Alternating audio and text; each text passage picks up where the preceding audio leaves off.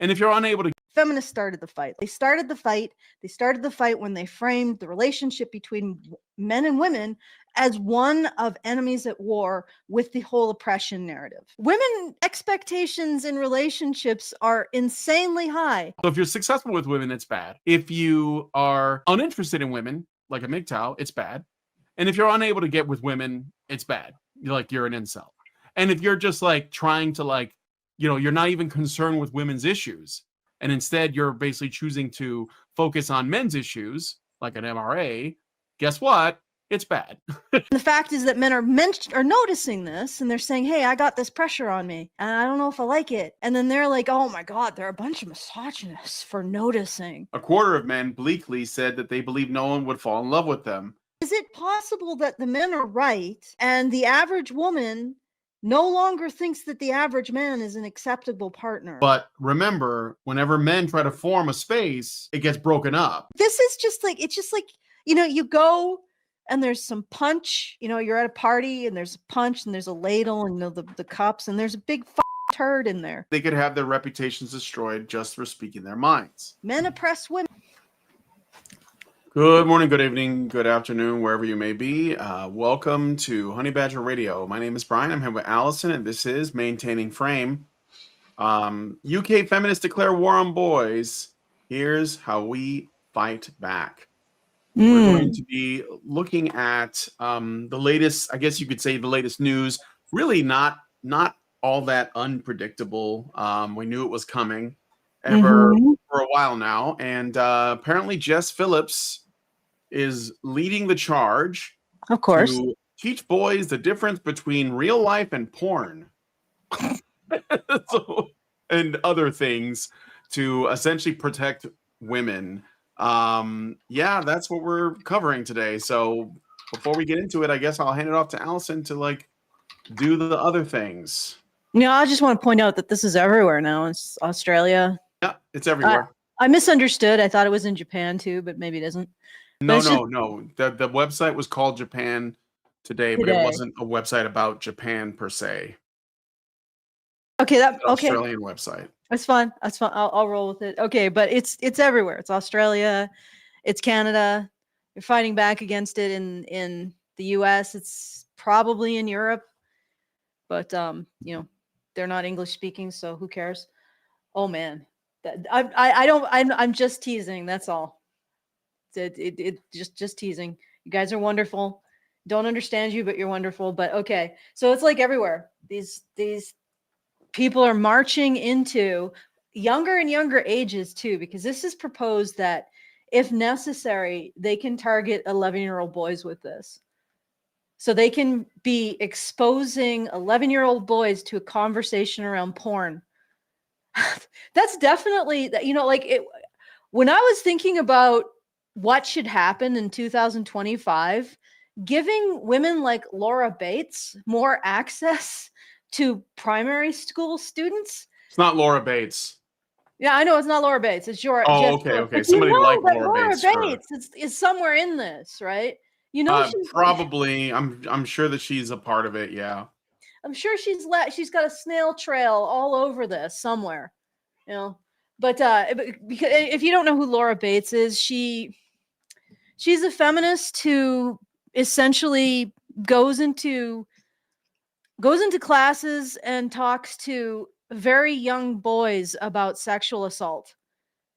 And the way that, if you have ever listened to this woman talk, she sounds like she could get a second job narrating, like being a voice acting for Romantasy.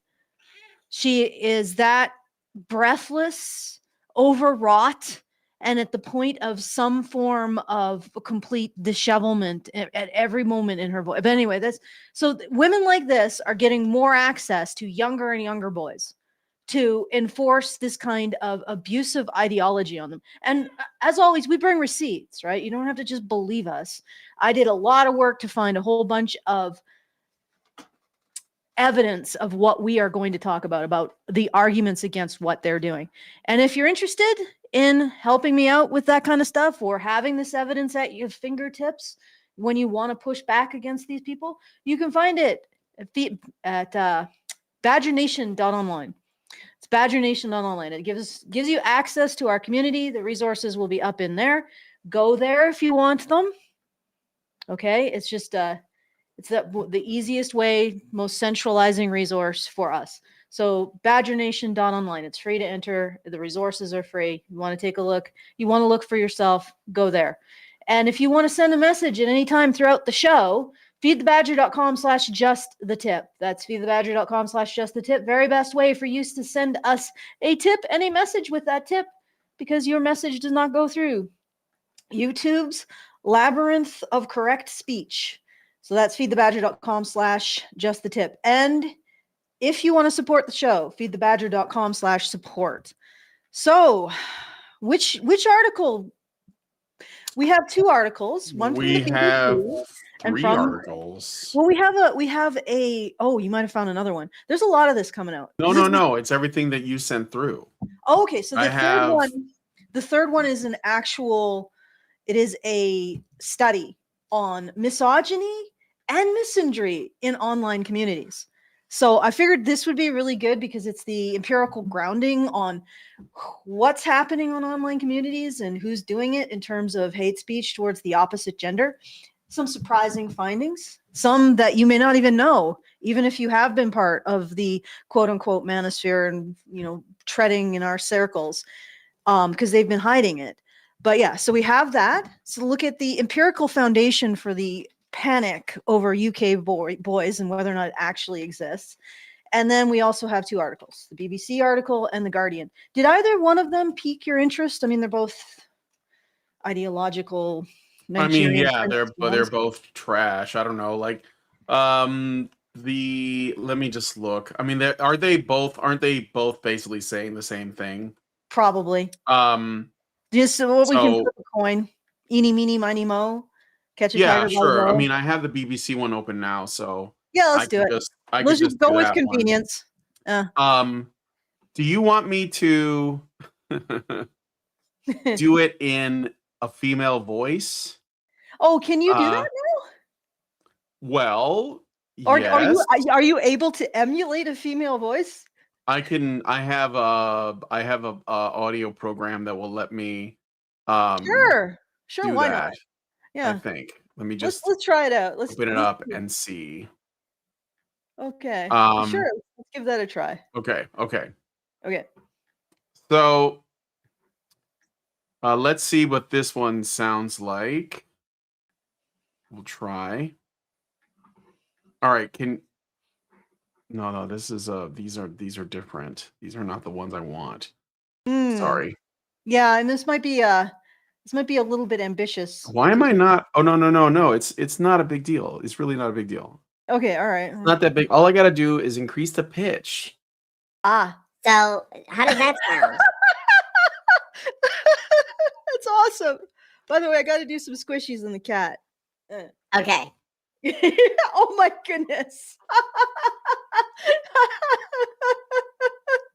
It sounds like you've been huffing some helium there. Is that too high? No, it's perfect for this ideological slop.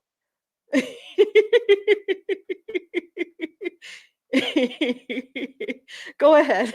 You probably should start with the title. Oh my God, this is going to be hard, isn't it? Boys to be sent on courses to tackle misogyny in schools. Oh, Jesus Christ. All right, let's try the first paragraph. Teachers will be given training to spot and tackle misogyny in the classroom, while high-risk pupils could be sent on behavioral courses as part of the government's long-awaited strategy to have violence against women and girls in the next decade. Oh my God. Oh my God. That's perfect, Brian. That's perfect. Oh man. Okay, so I can switch back when, like if I want to just you want to respond. Sorry, my cat's having a hairball attack now. Wrong. All right, wrong. First of all, these interventions are not actually proven to work. Like when you look at the actual data on what they're proposing, there's no empirical validity behind this first paragraph. These things don't work.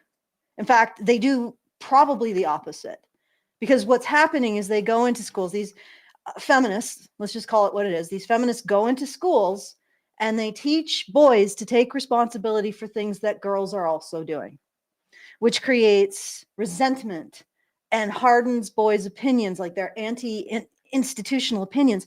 And there's no other way that they can deal with this. When you're being told by an institution that you need to take responsibility for behavior, when boys are told this and they see girls engaging in this behavior towards them, and the girls don't have to take responsibility for their behavior, it creates resentment. Because what is the alternative? The alternative is to internalize your status as inferior, or to internalize your status as criminal, or to internalize your status as mentally ill, and not in like a woke way that you get to say, well, my mental illness entitles me to do all kinds of impositions on other people. No, it's like you are tainted by who you are, by being a boy. So they either have to embrace that, or they have to harden themselves against the institution. And incidentally, option one, embracing what the institution is telling them, increases their rate of poor mental health outcomes, their rate of self-destruction, shall we say, and their rate of depression. So the institution is asking, or is demanding, that boys either fight back. Well, usually what happens is they go silent, or they troll. They troll their teachers by using Andrew Tate things, like things that Andrew Tate has said, or they internalize and suffer. And by suffer, I mean this ideology has a body count. Okay, let's go to the next paragraph. All right, next paragraph. The plans for schools in England, which focus on preventing the radicalization of young men, have been unveiled as part of a wider strategy, which had been delayed 3 times. Teachers will get specialist training around issues such as consent and the dangers of sharing intimate images. What about girls? No, No. What am I talking about? No, even though we do have studies that indicate that revenge porn is something that women engage in. In fact, I think we have evidence that they engage in it more than men, although women tend to also be the targets of it. So we're looking at a lot of intersectional bullying between women. But no, it's just going to be addressing supposedly boys' harms. Because when you're dealing with a situation where boys are already alienated from the institution that you are a representative of, the best approach is to alienate them further by treating them like second-class citizens, right? And again, these interventions don't work. They don't. They have absolutely no empirical validity. So right off the top, these individuals are advocating for things that do not work. They are functionally useless. So even if you're not a boy being targeted in a school, if you're a UK taxpayer, maybe you should care that a good portion of your income is going to a bunch of bureaucrats who do fuck and all. Okay, next paragraph. Also, like these boys already are having a terrible time, like not being able to, get a job because they're going to be put at the back of the line because they're boys.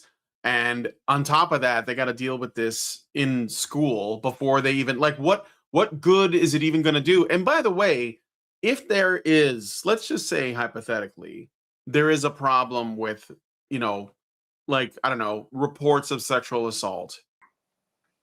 You're not going to get someone to not do it just by teaching them. It's like teaching people not to steal or murder if they're like prone to doing it. It's not going to be effective, It's just not. The boys that are not going to do it, we're never going to do it. And that's going to be the overwhelming majority.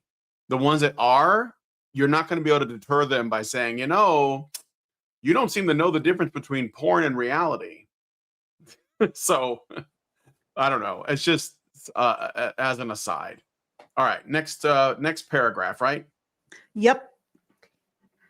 Responding to the announcement, the Domestic Abuse Commissioner for England and Wales, Dame Nicole Jacobs, said the commitments did not go far enough.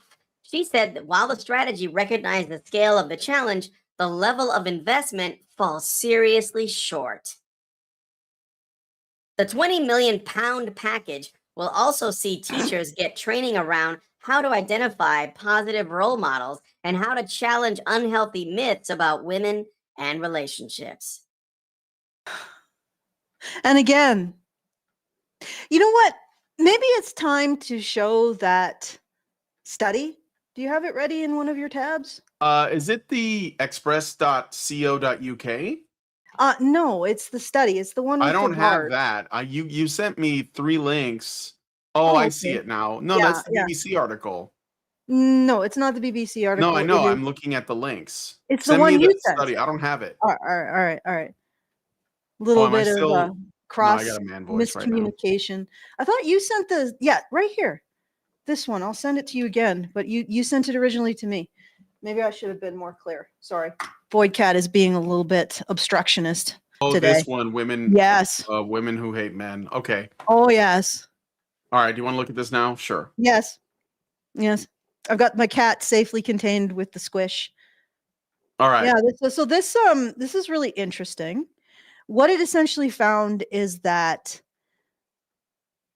women's subreddits, like feminist subreddits, let's be honest, let's call it what it is, and gender critical subreddits, which is also a feminist subreddit. I'm pretty sure that is the trans exclusionary radical feminist. So you got feminist subreddits, and then you got trans exclusionary radical feminist subreddits.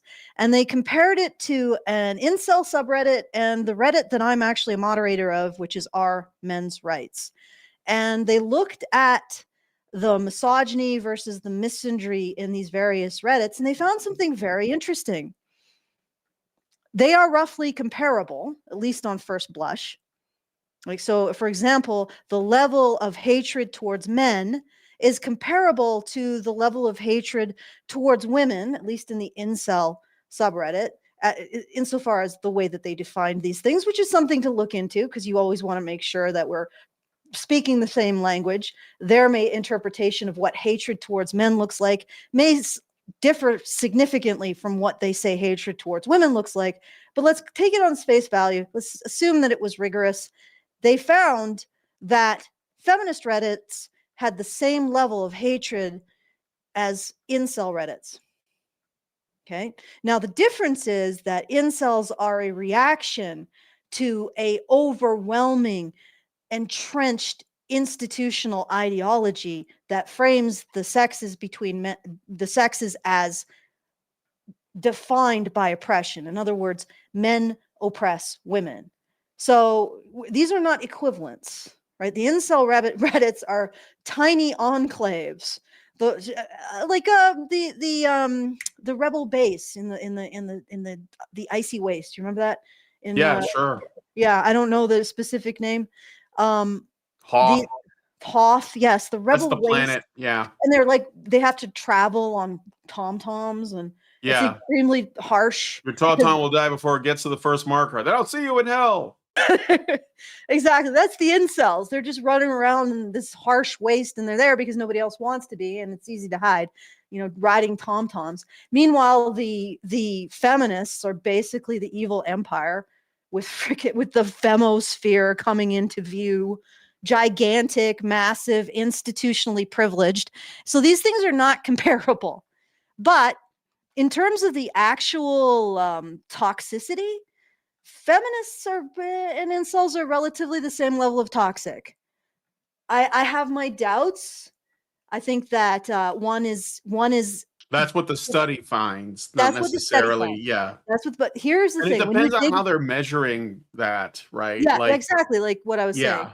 Like, how do you measure how toxic a man is towards women versus how toxic what we consider toxic for the other way? Because I think that our tolerance for man bashing is extremely high.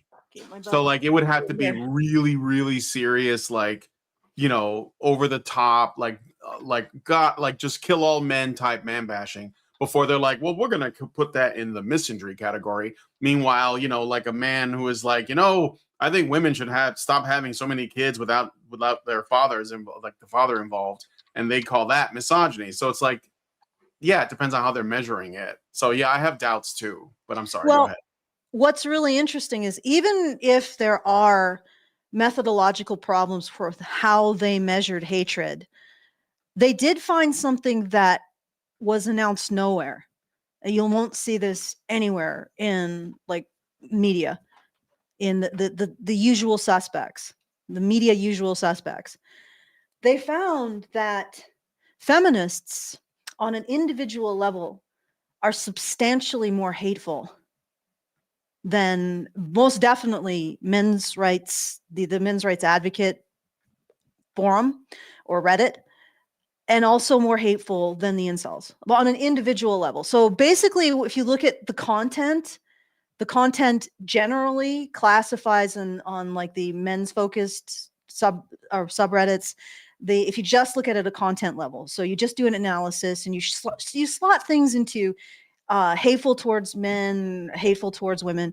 Generally, the proportions are very similar, with maybe a little bit more in the incel community. But when you look at the actual level of hatred of the individual members of the community, the feminists are winning hands down.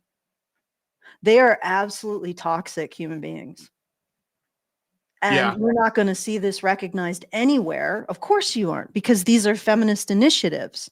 These are feminist bureaucrats justifying their feminist jobs to get their feminist salaries. So you're not going to see any acknowledgement that feminism itself is a seething cauldron of hatred that's inculcating young women into toxic hatred of the opposite sex. And what would you expect? I mean, right from the get-go, right from the very start of feminism, it says that men oppress women. Where do you go from there? The only way you go, logically, is hatred and resentment. And hatred and resentment that's absolutely buttressed by, again, a narrative that has never been proven.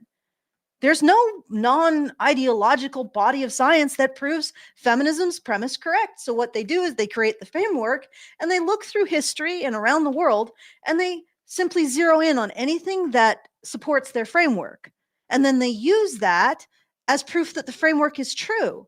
Well, that's not the way you do science. That's not the way you determine what reality is. So 100% feminist framework is false. But what they're handing to girls is this seething resentment and hatred towards men and boys, buttressed by academic authority. So they appeal to this and they say, oh, well, this is just true. It's not. It is a fundamental lie. Like if it was just a misapprehension or misunderstanding, they misunderstood the data, that's one thing, but they keep promoting it. At this point, it's indistinguishable from legal malice. So it's like, okay, we have one side, which is a hateful narrative buttressed by false academic credentials and huge institutional power. And on the other side, you have dudes who feel lonely being upset on the internet. Yep. These are not comparable things. These are not comparable problems. Okay? So I mean, like that's all right. So I'm looking at this at the level Want me of to basic. show the graphs? Is there graphs I Sure, can look at? yeah, Like sure. this one? Let's throw up a graph and take a look at it. That's always Look fun. at this graph. Yeah. Isn't it amazing? Lick it, it tastes like raisins. Oh, sorry. No. That was from when Right. the internet was actually cool. Okay. Yeah, so there you go. Online misogyny. Okay, this is actually an estimate of how much online misogyny versus online misandry is searched for. So as you can see, online misogyny. Oh yeah, for sure. It's not just search for, but academic articles on it, citations, that kind of thing. Yeah. So online misogyny occupies a gigantic That's like 99%, ideological space. just Yeah, like it's like eyeballing it. 99%. And yet it is just as toxic in the granular detail. It's just as toxic as online Misandry. misandry, right? So online misandry is just as toxic, but we don't look at that. And why is that? Because online misandry is the institutional position. Let's be Yep. honest. Like, no, misandry is the institutional position. And we'll show you evidence of that as well as we go. So anyway, I thought this was interesting. Online misogyny, occupies a huge space in the literature. Online misandry has there's no recognition of it in the literature. People don't talk about it. They don't write articles on it. They don't do research on it. And yet this research, finally looking at online misandry in feminist spaces, has actually found that they are horribly toxic. I think this should surprise no one. Mm-hmm. It shouldn't. Well, No. online misandry is not good for business. Online misogyny is. Oh yeah. Like I did a Oh. tweet. Keir Starmer said something about this. We're going to tackle the violence against women by going into schools and doing fucking all. And I'm like, when you see a politician talk about violence against women, check your pockets. Mm-hmm. Because they're stealing your tax money. And that's exactly what they're doing. Even looking at this completely neutrally, even if you really care about violence against women and girls, what they're doing is not going to do anything. It's just going to make a lot of bureaucratic jobs, and they are not going to do anything. They are probably going to make the problem worse. And then they're going to blame men for that, online influencers for that, and they're going to justify another 20 billion pounds of your money going to them in order to deal with the problem that they created. It's create the disease, sell the cure. Not even the cure. Sell the placebo. Yeah, create the sickness, sell the sickness. Yep. And then sell the sickness again. And it is because people their brains turn off as soon as you talk about women and girls being in trouble. Everybody just like turns into drooling zombies. And they just like, yes, we must do whatever this person says without any critical thought. Drool, drool, drool. And it's a really difficult thing to oppose, but yeah, that's where we're at. Mm-hmm. We're just gonna beat on boys some more because surely that'll work this time. Okay, so once again, before we go any further, feedthebadger.com/justthetip. Send your super chows in. Also, Merry Christmas. I can say Christmas. Yes, Merry Christmas. It's almost that time. Yes, say Merry Christmas. Yes, I shall. I mean, if that's what you mean, like if you're into Hanukkah, then just say Happy Hanukkah. But if not, say Merry Christmas. Yeah, Merry Christmas. Right. I'm supposed to be a Catholic, so there you go. Oh, you don't have to. You can say Merry Christmas without being anything. Yeah, it's just like it's a cultural thing. Yeah. I'm just thinking like I as a Catholic, we get to have like colored lights and trees and fun and presents. If you're a Protestant, I guess you can say Merry Black and Whitemas. No, we all, I don't know, maybe in Canada it's like that. I don't know. No, all right. So am I going back to the article? I'm fun at the Protestants and their hatred of ornamentation. Okay. Just a little bit. Like smoke machines and rock music concerts at their churches. So, but okay. Maybe they've evolved past that. All right. Huh? I said maybe they've evolved past that. Yeah. It depends on the one you go to. Exactly. Okay. So am I going back to the article? Yeah. They no longer have to sit on a stake and eat turnips. All right. Back to the article? Yeah, go ahead. Yeah, go back to the article. All right. So let me see what paragraph I left off at. Okay, yeah. So I think. Oh, wait. What? Oh, well, actually, at the level of basic definition, they're a parallel. This is an analysis of how misogyny and misandry is treated in that research that we just did. So it just popped up here. So I can give you an analysis of it. At the level of basic definition, they are parallel. And how they are used and treated, they are not. So I'm guessing what we're going to find from just looking at that one source of data is that it's actually worse. Like misandry is actually worse. substantially worse. This is what I'm predicting, but let's find out because this is the analysis. Core definitions. Most reference in clinical sources, misogyny is defined as hatred, contempt, or ingrained prejudice against women and girls on the basis of their sex or perceived femininity. Misandry is the direct counterpart. Hatred, contempt, or prejudice against men and boys as a group often express their beliefs that men are inherently aggressive, dangerous, or morally inferior. I'm not exactly sure how they don't notice that men as oppressors, hits all of those, but So as attitudes, hating men versus hating women, the definitions are directly comparable. Where many analysts draw a distinction, a common move in feminist and media writing is to say the key difference is structural power, not proven. Misogyny is backed by long-standing systems that privilege men over women, not proven. Whereas misandry is often framed as reaction, resentment, or punching up, thus treated as less severe. And again, they're appealing to something that has never been proven. And where it has even come close to being proven, it's been disproven. So any science that's close to empirically sound regarding the premises of feminism has disproven them or found them not very good at not without having any predictive power. The only way feminism remains true is in a very specific cherry-picking framework. So feminism has to pick all of the evidence, right, before feminism presents her case for feminism to be true. And obviously that means that feminism is not proven, right? The feminist premises are not proven. So they're justifying this bias against boys, this misandry, based on premises that are false. I'm just going to say it. They're false. Yep. So as attitudes, hating men versus hating women as definitions are directly comparable. Where many analysts draw a distinction. Oh yeah, though we already did that. In other words, the dictionary sees them as parallel. A lot of contemporary theory treats misogyny as structural and misandry as derivative or excusable.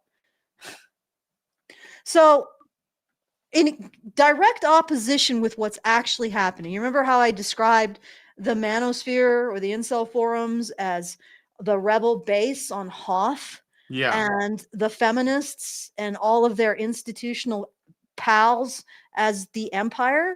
Yeah, they're reversing that. So apparently the manosphere is the empire and feminism is the... Of course. Of course. And God knows the empire would never frame itself as the underdog. That never happened, guys. In other words, the discredit. Okay, what empirical work on actual hate speech shows. Okay, the 2025 scientific reports paper analyzing four extremist Reddit communities, two misogynist, are incels. Okay, I really am. Like they right off the bat, they're calling our men's rights misogynistic, and two misandry. Of course, it Our exists. feminism and our gender critical found that the text level misogynist and misandrist spaces are both noxious communities with similar hate. So this is basically what I talked about. At the user level, the strongest hate peak in the whole data set appears the strongest hate peak in the feminist subreddit. Misandric communities showed more negative sentiment than the misogynist ones, undercutting the claim that misandry is trivial or quantitatively different as an emotional posture. All right. So basically, yeah, this is their focus on boys has no empirical foundation whatsoever. And new evidence is showing just how morally bankrupt it is to focus on boys. So let's continue with the article. All right. Going back to the article, I already have it up. All right, let me just do the pitch.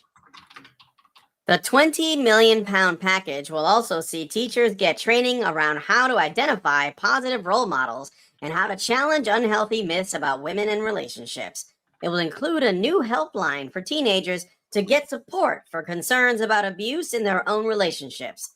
The government hopes that by tackling the early roots of misogyny, it will prevent young men from becoming violent abusers. How did we go from abuse, like the gender neutral abuse in a relationship, and then suddenly we're popped out on Like honestly, They're there's not substantial. interested in solving any of these problems. No, not at all, because they make money off of them, Brian. Why would Yes. you? Why would you stop the stream that turns your water wheel? Like, why would you do that? In fact, why wouldn't you just shoot the beavers that are gonna dam up your stream that turns your water wheel? We're like the beavers in this, you know? Yeah. Okay, never mind. Moving on. So, but you notice how they start with, on the new plan, schools will send high-risk students to get extra care, extra struggle sessions for these high-risk students, and of course they mean boys. Including behavioral classes to tackle their prejudice against women and girls. So they mean boys. Yes. Well, of course. Of course. Yeah. But it will include a new helpline for teenagers to get support for concerns about abuse in their own relationships. I'm guessing that helpline won't really help boys. And again, there is scholarship that shows that teenage girls are performing a substantial amount of domestic violence in their relationship with boys. Like, if not most of it. In fact, I think teenage girls are some of the most violent groups of people. And teenage to young adult, most violent and most sexually violent too. Interestingly enough, another thing that nobody wants to talk about. Yep. Well, and what's interesting, like they start with something gender neutral that sounds just fine, like a helpline for teenagers to get help, with domestic violence in the relationship, and suddenly, boom, like 2-3 steps, and we're at tackle their prejudice against women and girls. Yeah, so it's just going to be, this is going to be completely one-sided, and that, of course, is again going to fix the alienation that boys feel in schools. Of course, that's exactly, we have the ball kicking machine must continue to kick balls. Surely that will fix the epidemic of kicked balls. Just kick more so nobody has the breath to complain, and then everything is fine. Okay. Yep. You want to read some more? All right. Back to the article. Under the new plans, schools will attend high-risk students. No, I'm sorry. Under new plans, schools will send high-risk students to get extra care and support, including behavioral courses to tackle their prejudice against women and girls. Conservative leader Kemi Badenoch criticized the move, accusing the government of silly gimmicks. It's not just silly gimmicks. It's straight up like targeted. It's targeted at boys. I think it's going to like really piss people off. And again, if you're like, I don't know, like if you want to harass people, you're just going to do it. I don't think this is going to be a great deterrent. I think it's just going to be punishing the innocent mostly. Yeah, it looks like it was. So this was in that study, everything was coded equally. So there was a bit more volume of general anti-female statements, or at least anti-feminist. I'm going to find out if that was anti-feminist or anti-female, but yeah. Just continue, Brian. I'm going down my rabbit hole, but I will keep an ear out. She told the BBC the plans were only being rolled out because the government spent most of the summer watching Adolescence, the Netflix drama that explored the impact of social media and influencers on teenage boys. She instead called for more police officers, saying, quote, "We need to remove people from our country who shouldn't be here, especially those who come from cultures where women are treated as third-class citizens. That would be a much smarter place to begin," end quote. You want to say anything about that? Just a sec. I'm in my little rabbit hole. I gotta extricate myself. Well, yes. All I'll say is like they don't want to, that even if that's true, they're not gonna do that because they don't actually want to address that problem. Yeah, well, she's not wrong though. No, she's not wrong. I mean, I wouldn't call it. Let me see. How did she call it? Oh no, she's Some of saying the it's a cultures good where thing. women are treated as third-class citizens. I wouldn't describe it that way because I don't think that's true. I just think they're No, different no, class.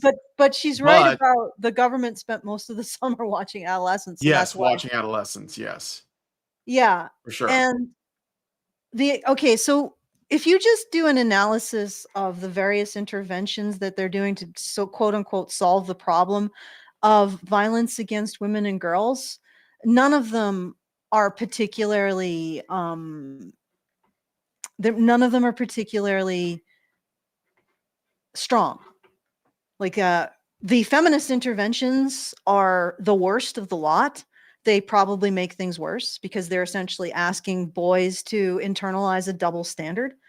And you can't internalize a double standard without damaging yourself, right? So they're asking boys to they're demanding that boys damage themselves, or through self-preservation, harden themselves and alienate and distance themselves from the legitimacy of academia, of education. So that intervention is absolutely worthless, right? And there's some particular features to it that are really interesting. Let me just pull up the data. Pathologizing and medicalizing dissent. Nope, that's not the right one. Wait, one second. Okay.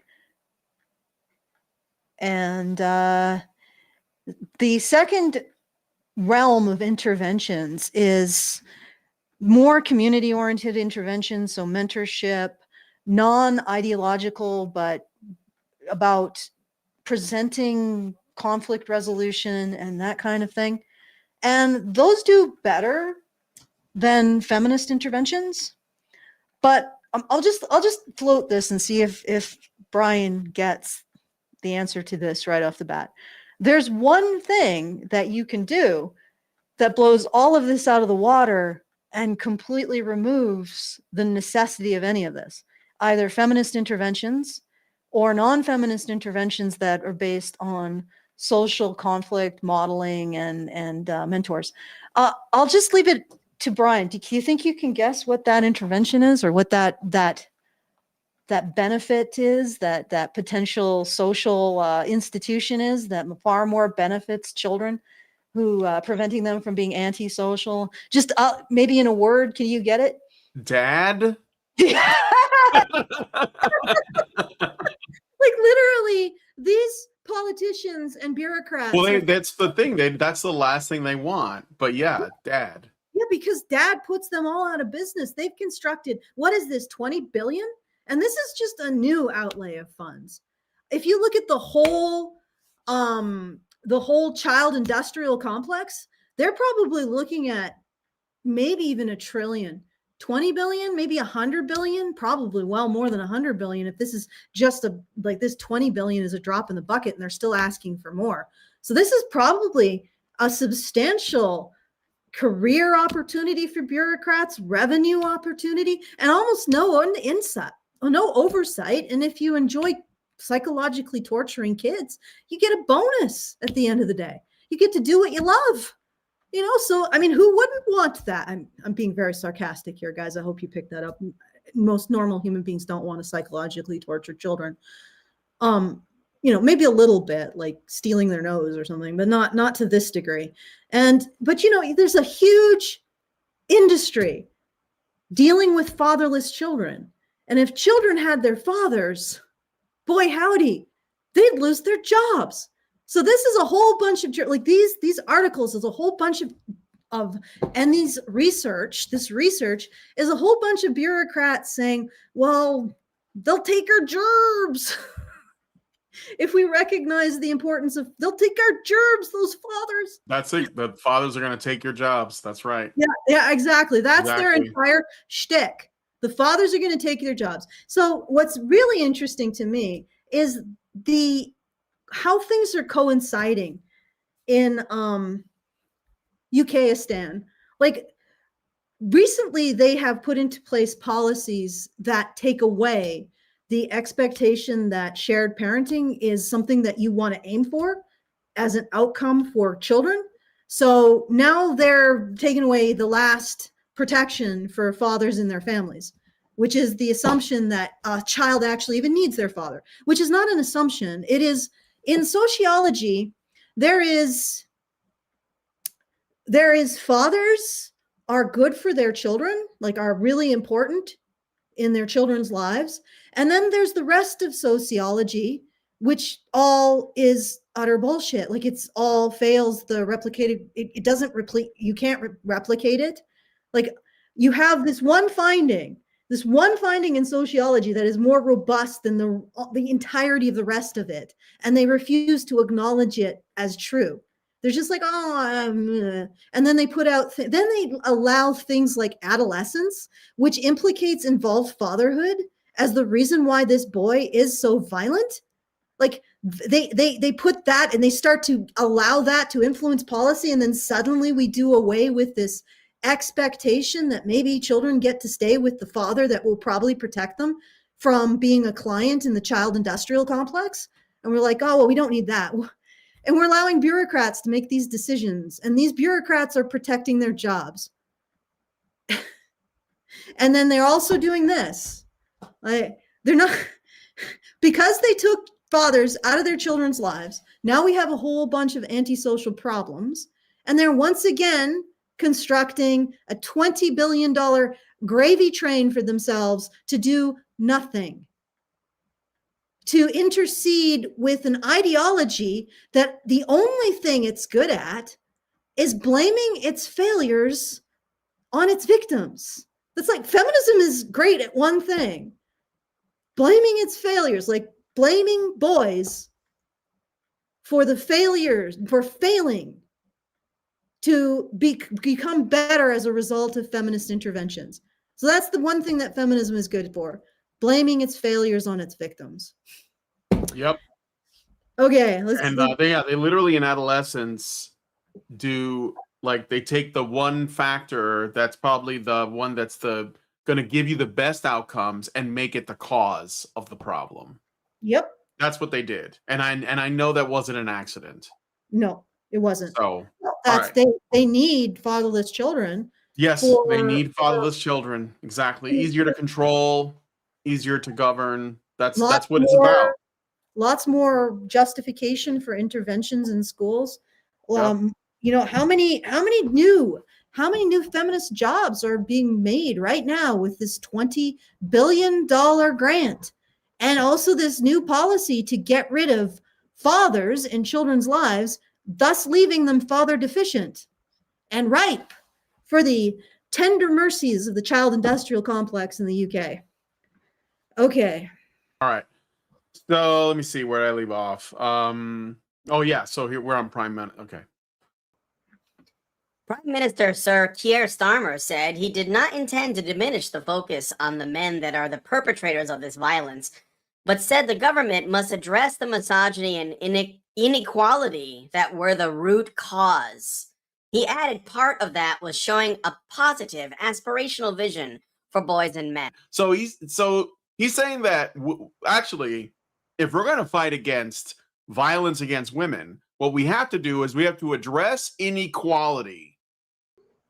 Typical commie gobbledygook, just saying. Yeah, that's part of it right there. So if we just make women equal already, with like they're not equal enough. There's a lot more equality to go around, and women have to get all of it. And once they do, then we can start talking about addressing misogyny. So it's crazy. All right. Anyway, keep going.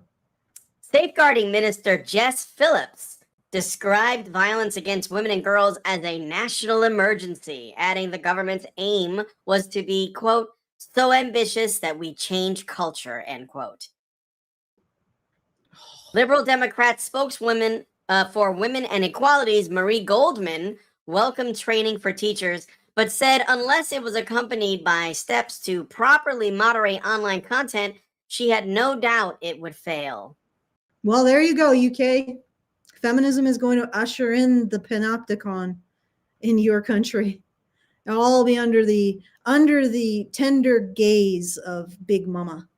Okay. So yeah, they're going to be monitoring I mean, look, y'all don't live in a free country. I hate to break it to you, but it's going to be even less free. So they're Yep. going to be monitoring online content, and I know this is not going to be limited to children.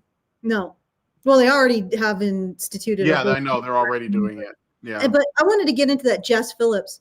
Adding the government's aim was to be so ambitious that we change culture. So this is basically the next step in feminism's long march on sexuality and gender identity. Right. So what they want to do is they want to teach boys to be this black category. Like, I mean, honestly, they just want to teach boys guilt and shame and to take responsibility for human ills that girls are equally responsible for. So basically, like I said, put them in a black category and teach them to submit to feminism. That's the cultural change that she's talking about. Mm-hmm. All right, let's keep going. All right. As part of the wider strategy, the Home Office also announced a ban on nudification tools, which use generative AI to turn images of real people into fake nude pictures and videos without their permission. How Okay, this will work has not been made clear. Like, can you imagine asking for permission? Hey, can I take this picture and make like a naked, deep fake of you? Like, who's gonna do that? And then they're like, "Oh yeah, sure. Thanks for asking." but here's the thing, okay? We talk about deep fake nudes, and usually it's about women, right? And creating like revenge porn or whatever else. But they're like, have you guys ever read what women are writing about on like Archive of Our Own or fanfic? You ever read what they're writing about male celebrities?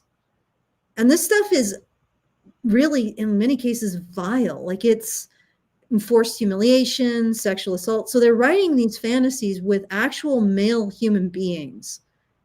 And nobody stops and says, hey, maybe that's actually in some ways worse than visual pornography, like taking a picture of a supermodel and removing her clothes. And they don't just write this stuff, they draw this stuff too. But nobody cares because it's women exploiting men sexually, famous men sexually.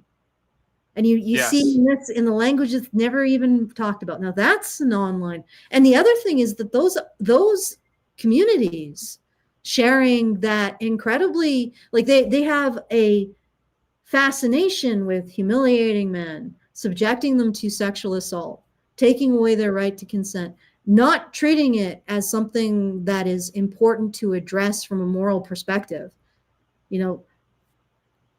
Torture porn, cannibalistic porn, porn with children. Like, you will find all of that in these communities for women.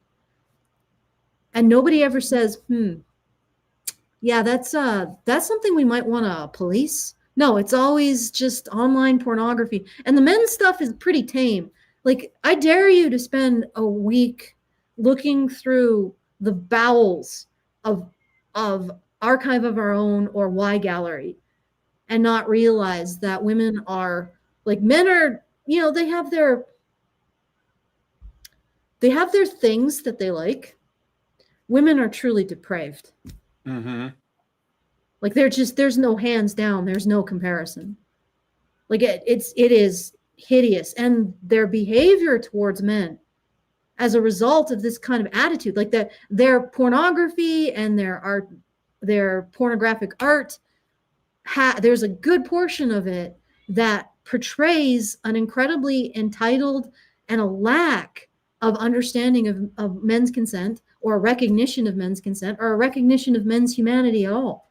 So it's like the worst kind of snuff porn, torture porn, forced humiliation porn, anal rape porn, that they can possibly target at men. And it's right out there. They don't hide it. And then people like this are like, oh, but we got to worry about the actually sort of tame things that men do, like taking off a supermodel's bra, or liking a threesome with two women, or any of that stuff. It's like, yes, have you seen what women are doing on the internet? And have you seen that a lot of these communities, when they actually get their claws on live men, what they do to them? Like they don't have a sense of Oh yeah, for sure. yeah, Yeah. they don't respect men's bodily autonomy. And it comes out in their fiction and it comes out in their behavior, but nobody talks about that.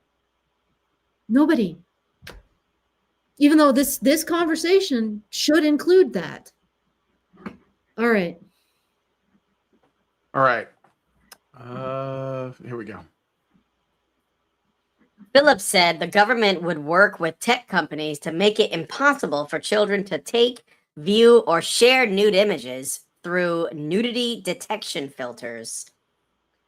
Schools to take part in the teacher training pilot will be chosen next year, while ministers will aim for all secondary schools to teach healthy relationship sessions by the end of this parliament. The taxpayer will foot 16 million pounds of the bill, while the government says it's working closely with philanthropists and other partners on an innovation fund for the remaining 4 million pounds. The funding covers the 3-year spending review period. Nearly 40% of teenagers in relationships are victims of abuse. Domestic abuse charity Reducing the Risk has said. So notice they're saying nearly 40% of teenagers in relationships. They're not specifying it by gender. We're just supposed to assume it's women. I don't know if you guys noticed that, if you caught that. So like before it was like they were talking about women, and then when they bring out the statistics, it's teenagers. Yeah, so you got to know that boys are a substantial portion of that. So again, we're dealing with a situation where women or girls are engaging in it just as much as boys. And we see the toxicity. We have now evidence of the toxicity. So I did do a little bit of an investigation. The research that looked into the misogyny versus the misandry online, it did use the same framework. And while it did find a greater volume of what it considered to be hateful content on the more male focused subreddits, but then I mean also you have to bear in mind that these places are a lightning rod for a lot of stuff, right? So I'm not sure how valid that is, because there will be moderators on our men's rights who leave stuff up, and just because free speech, right? Let them vent whatever, but we don't actually agree with it. But when you look at how the users are engaging with this content, it shows a completely different picture, because feminists are overt on a personal level. As an individual, they are more hateful. So while they may have less overall hateful content, they are identifying with it far more strongly. Right? So you get the difference?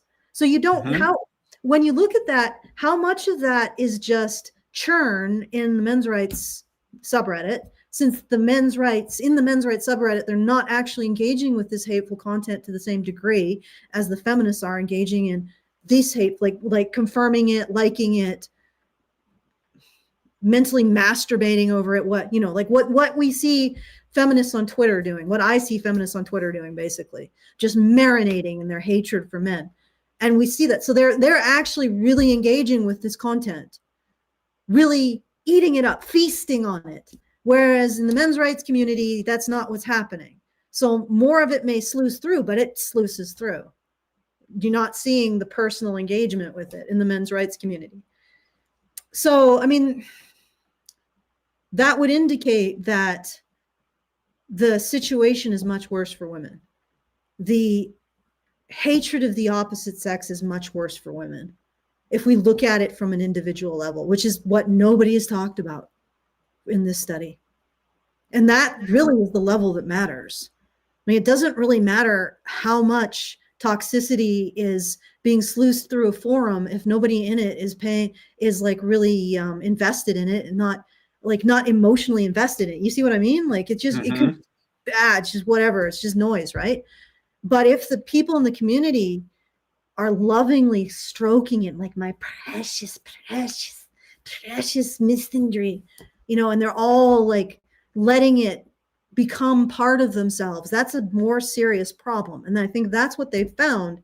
And that's why they're not talking about that.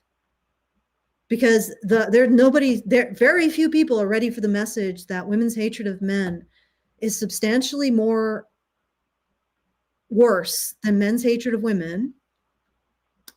And it's an institutional problem. It's an institutional problem. It's super normalized. It's super normalized. Like we don't even know it when we see it. You know, the reverse, we probably see it too much, like where it isn't, where it doesn't exist. Okay, so let's do the next paragraph. All right, let's do the next. Huh? We're gonna have lots to say on that. All right, let me just see where we left off. Okay, here we go. Online influencers are partly blamed for feeding this, with nearly 1 in 5 boys aged 13 to 15 said to hold a positive view of the self-proclaimed misogynist Andrew Tate, according to a YouGov poll.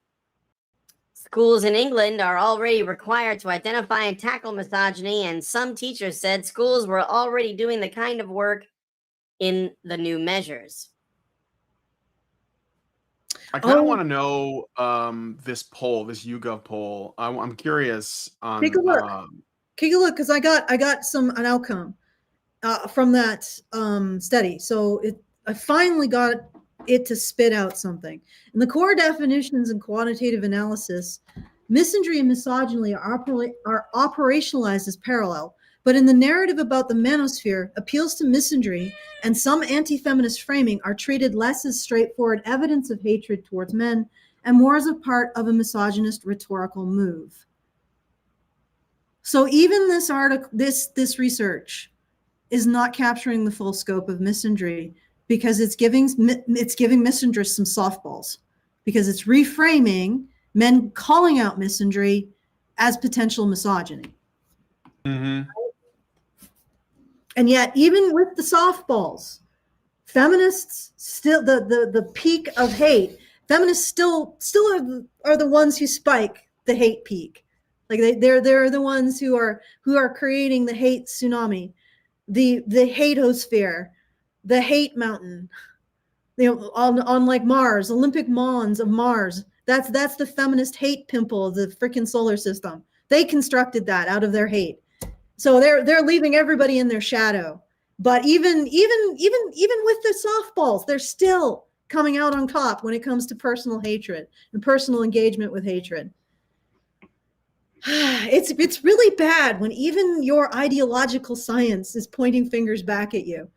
So you can't even twist. It's so bad they can't even manage to twist the science. They can't even manage to p-hack the science enough anymore. Okay. All right.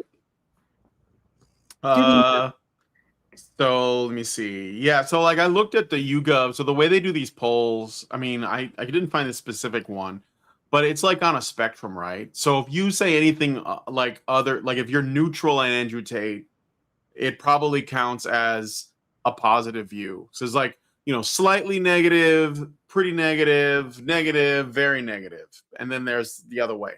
So if you're like anywhere on this side, they count it as positive. Not that it matters. Like, I think people should, you know, you should be able to have an opinion on whoever you want, positive or negative, and it shouldn't mean anything about your character or your behavior. But, you know, whatever. So going back to this. Schools in England are already required to identify and tackle misogyny, and some teachers said schools were already doing the kind of work in the new measures. Sukhat Dami, principal at Beacon Hill Academy in Dudley, said, "The challenge isn't starting from scratch. It's ensuring that this £20 million is spent wisely. Million. Sorry, guys. £20 million, yeah, is spent wisely and in partnership with schools already leading the way."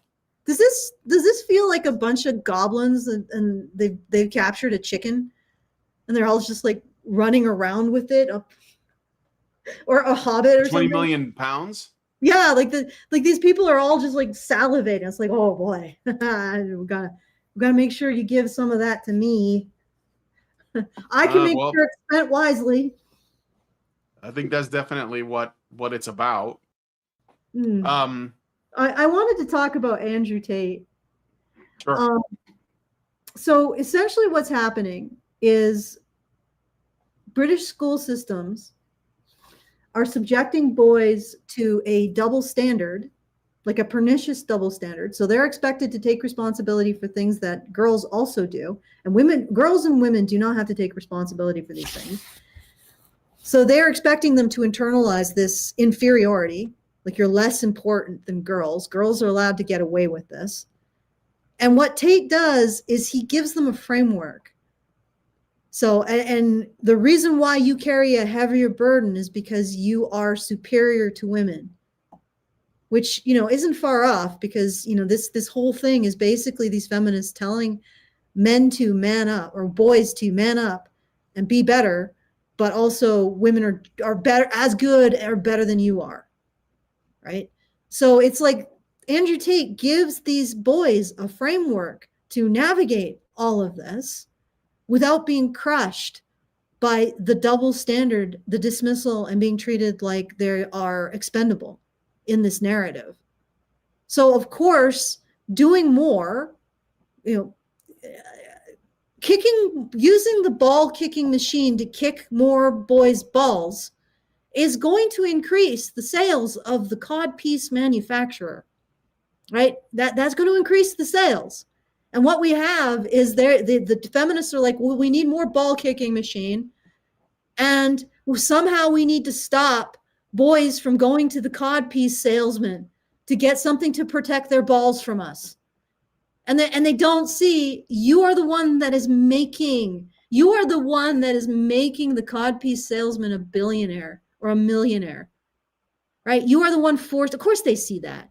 And then they turn around and they use the fact that boys are going to get cod pieces as evidence that they need stronger ball kicking machines.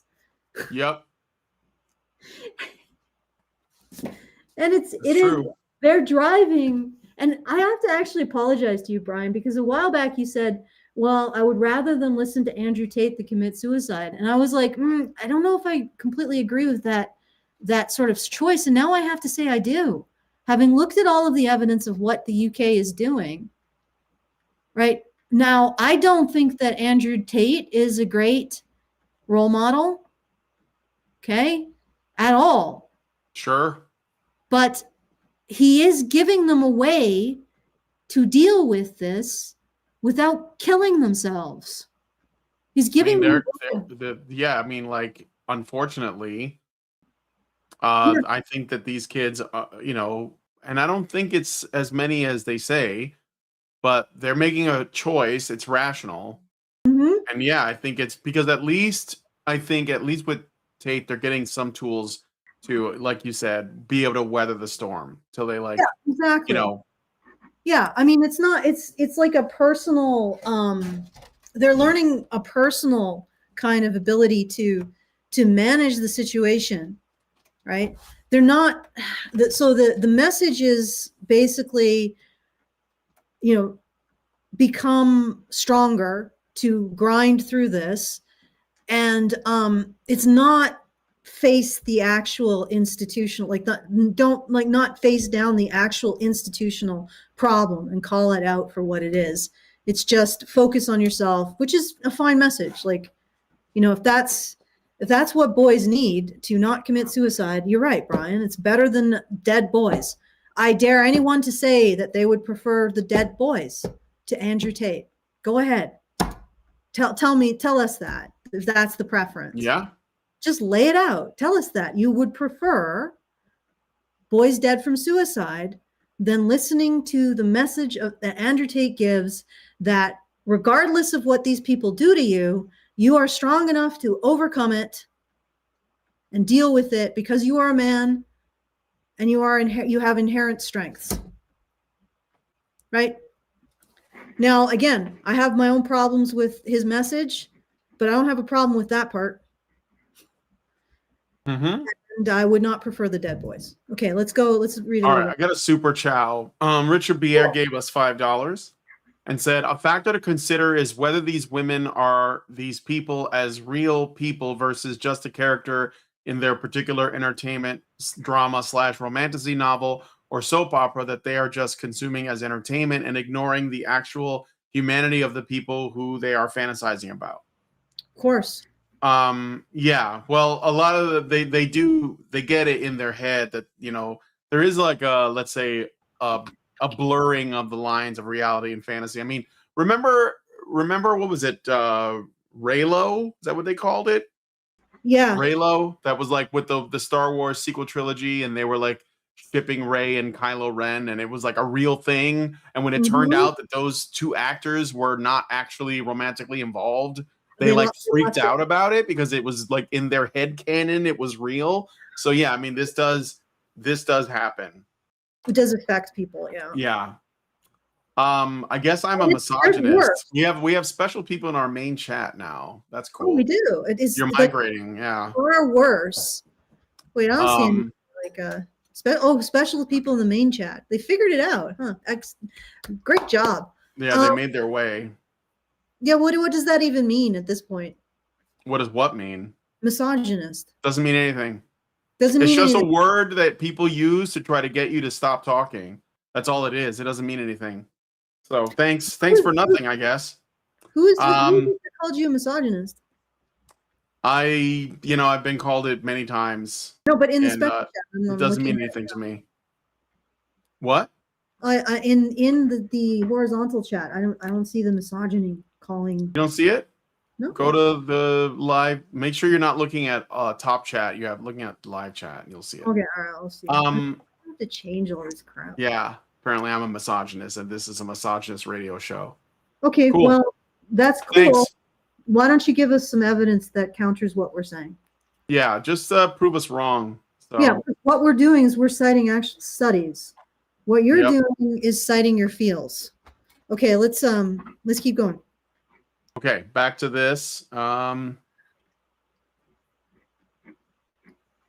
on BBC Radio 4's Today program, on which measures were new, Phillips said teachers currently did not have anywhere specialist or targeted to send pupils who were showing signs of sexually harmful behavior. The Department for Education's statutory guidance already says secondary pupils should be taught about consent, the negative impacts of pornography on sexual relationships, and that sharing. Yes? Okay. If boys are engaging in sexually inappropriate behavior, that is a red flag for being a victim of sexual abuse. Why are they being directed to feminists? What do they expect to get? You know what? I'm getting really freaking sick of this. This is how you get rapists, right? This is how that happens.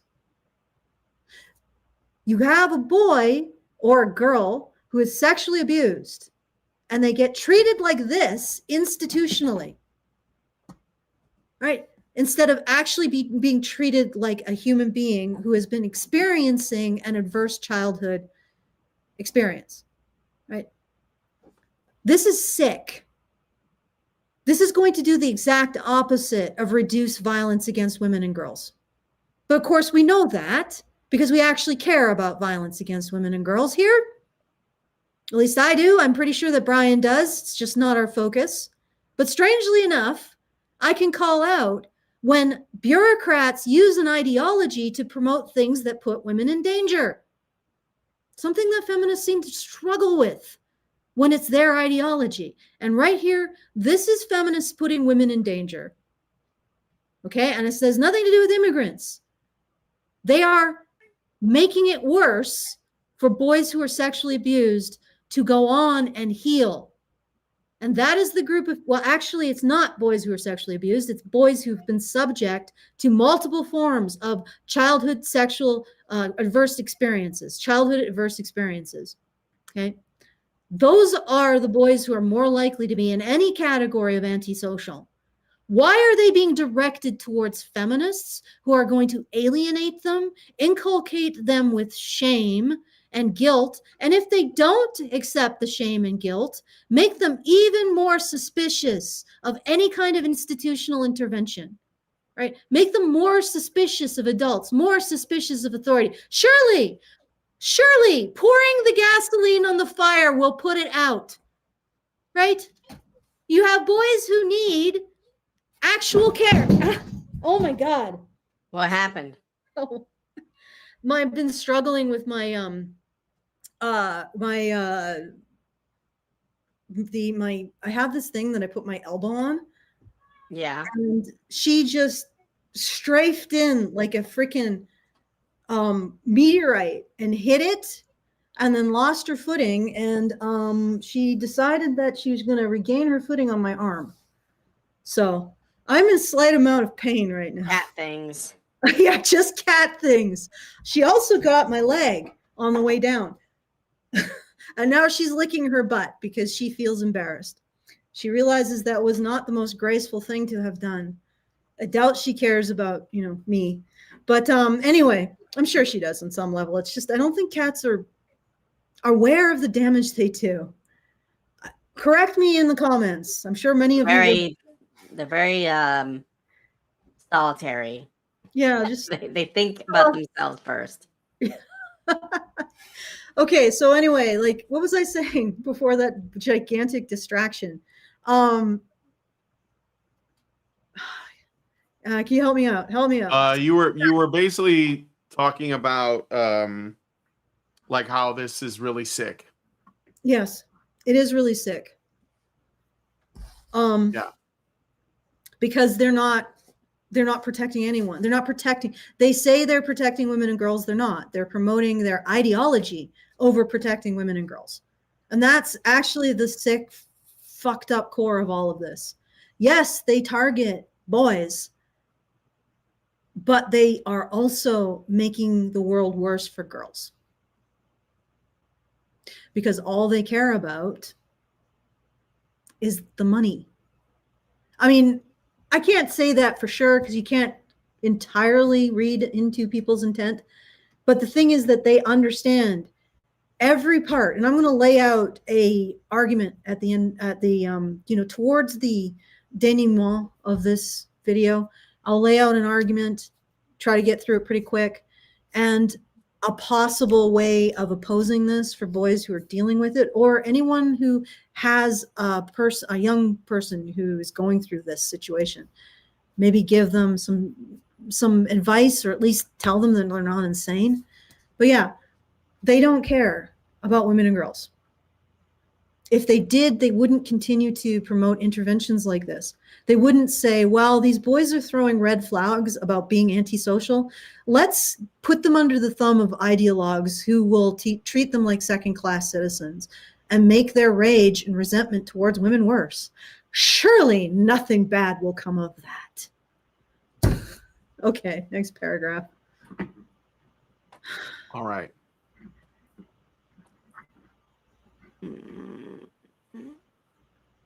Press on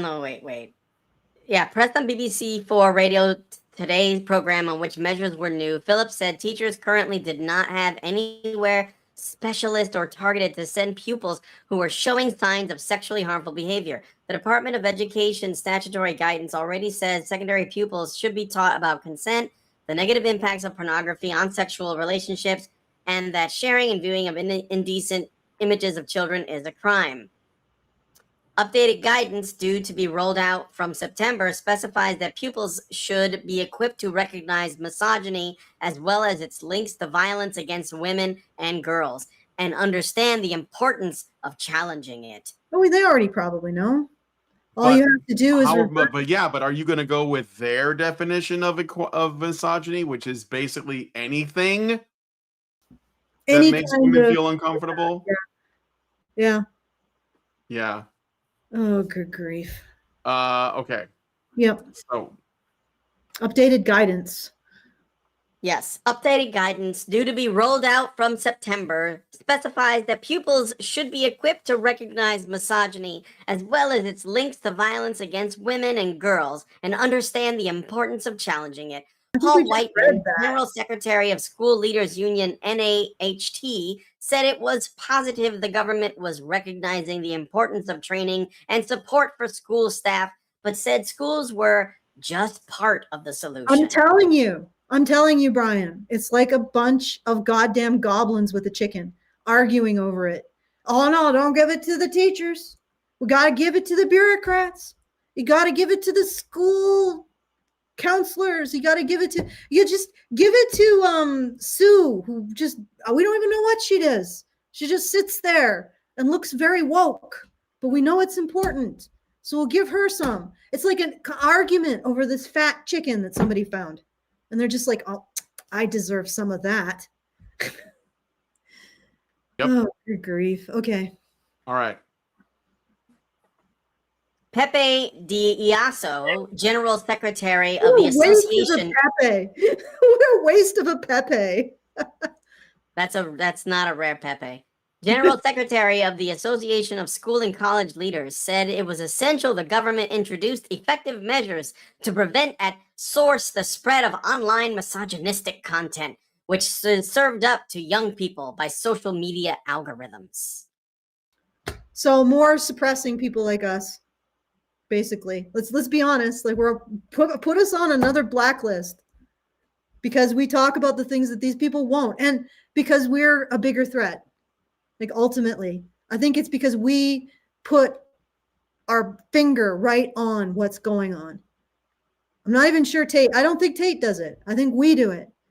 We talk about the stuff that really makes them scared, which is pointing out that this has, it doesn't even really, at the end of the day, have anything to do with ideology.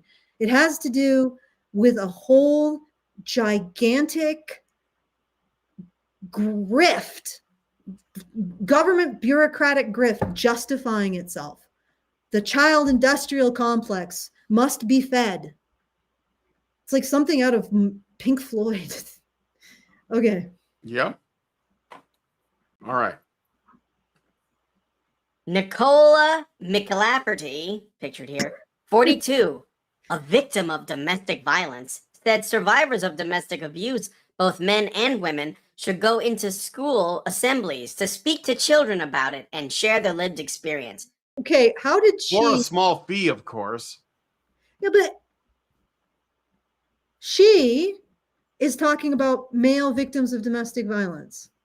So once again, we have male victims of domestic violence being used as currency to justify this targeting boys. Like, if you took this out of context, right? Oh, that seems very fair and gender equitable. That's going to bring in men who are victims of domestic. Yes, you go up like 10 paragraphs and it's very explicit. We're targeting boys for anti-misogyny.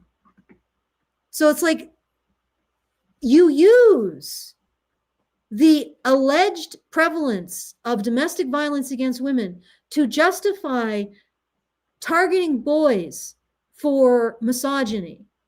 And here you are actually recognizing, caping, putting a fig leaf on what you're doing. And because it isn't evolution. I'm like, the UK is difficult because all of your statistics on domestic violence go through a feminist orifice. I should say office. Sorry, not a feminist orifice. Maybe it is a feminist orifice. Anyway, so it goes through feminism. Like, all of it's filtered through feminism. So most of it is complete bullshit. This is the same with Australia. But if you actually go to a real country like the UK, the United States, we do get high-powered community surveys that find parity in almost all forms of domestic violence between men and women. If you're looking at the last year numbers, which are the ones that reduce memory errors in men most? And you look at specifically high-powered community studies that arrange their methodology and their questionnaire in such a way that they're not pre-selecting male victims out of it, right? If you find those studies, you will find parity. And there's no ways that those studies found parity, and there is actually significant asymmetry in domestic or sexual violence between men and women. This is the thing that nobody wants to talk about. Men and women are equally violent. Men are bigger and stronger, so their violence has more consequences, but they're equally violent. And nobody wants to talk about it. I'm glad that this individual was put into this, but she, and even this fig leaf for the violence against men, it never gets to the point where they allow it to inform their ideology. And that's the problem, because it's the ideology using this data, which they never update towards the most reliable data, that justifies targeting boys for these initiatives. So while this is nice to see, I know in this context, it's just a fig leaf for what they're actually doing. All right. Well, I mean, it's clear that it really is just about targeting boys and trying to control their behavior and control their, I guess, the way that they spend their time online and all of that.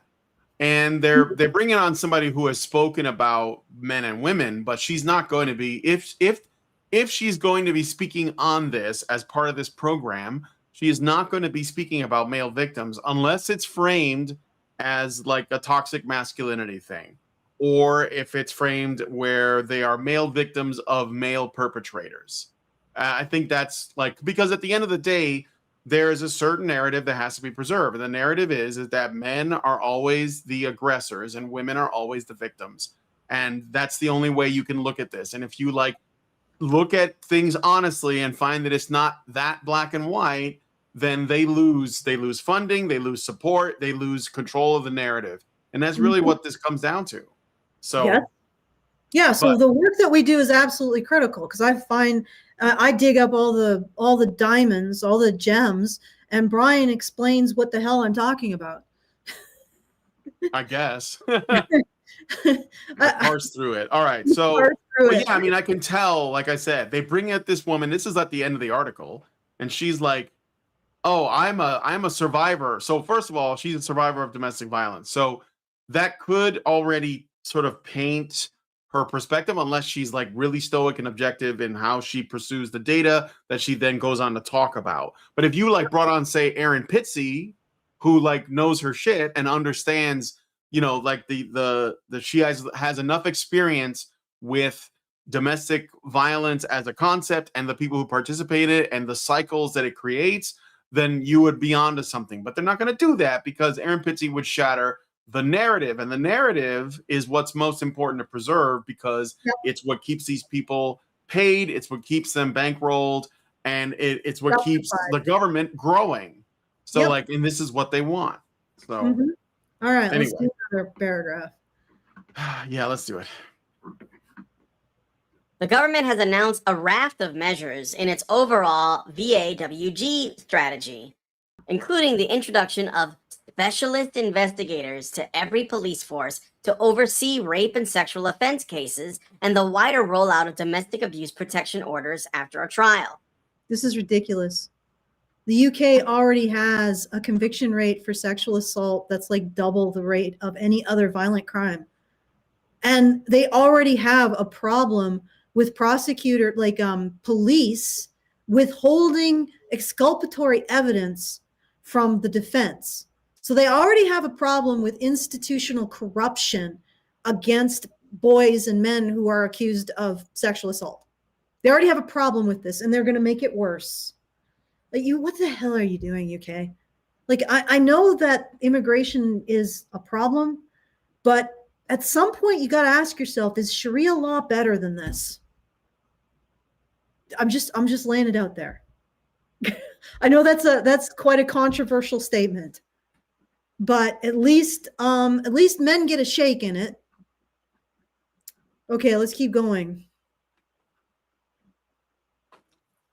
These mean individuals can be banned from contacting a victim, visiting their home, or posting harmful content online. Oh, good Lord. Let's go after the mean people. Going after the meanies. You know that meanies. In you remember the that place that we talked about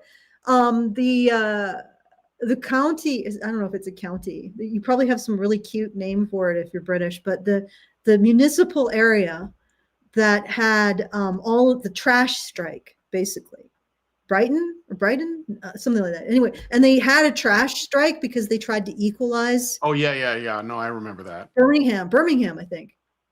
They had a trash strike because they tried to equalize the pay structure between the female-dominated carrying and catering and indoor jobs that don't involve trash, and the male-dominated jobs that do involve trash and being out in the elements. And then they got men. Men didn't want to work anymore. And then they got a trash strike, and then they got huge amounts of garbage in the street and rats. Well, now they got a new thing. Apparently they have some famous street that's for Christmas shoppers, and now they're putting up anti-aggressive vehicle pylons because of the raft of Trucks of peace. Yeah, raft of trucks of peace around the world.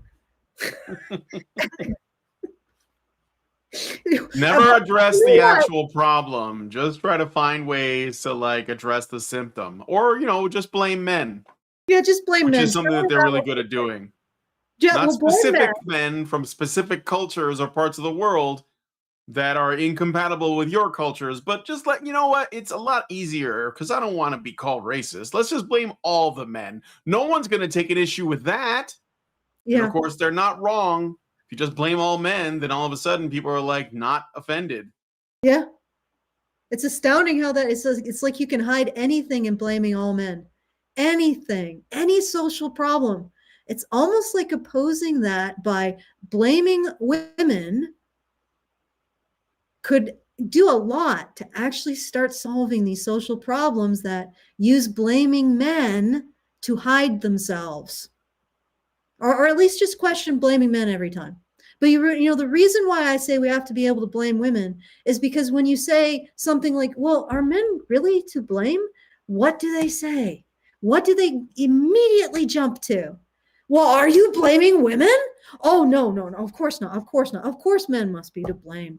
So if we are ever to challenge the narrative of blaming men that hides all of this political chicanery, right? We can't directly call out the men who are doing this because that would be some kind of ism. So we'll just blame all men. So that's how you dilute, focus, and hide and cape for something. And we will never be able to stop it until when we say, you know what? I don't know if all men are to blame here. And somebody says, are you blaming women? You just say, yeah, maybe I am. That's a possibility. Let's sit with it for a while. Maybe there's some validity to it. You can't do that. Let's just sit. Let's have some tea and think about it.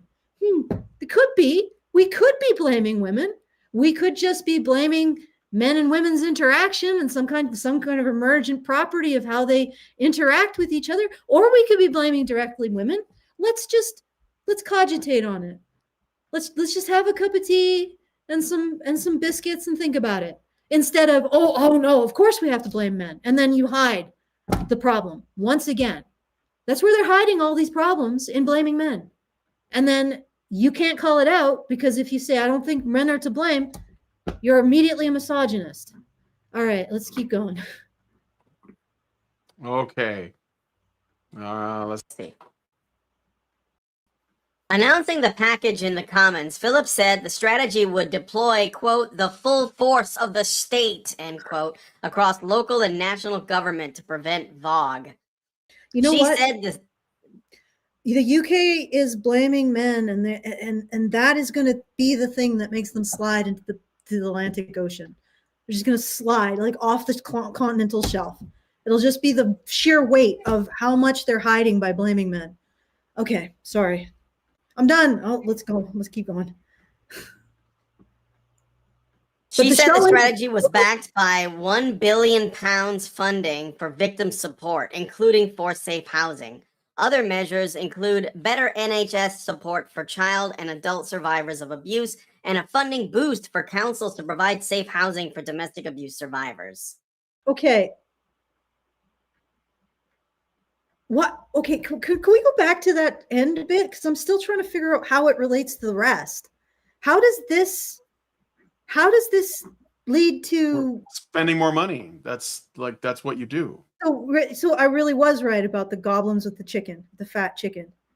Well, it's mostly taxpayer money, so why not? Yeah.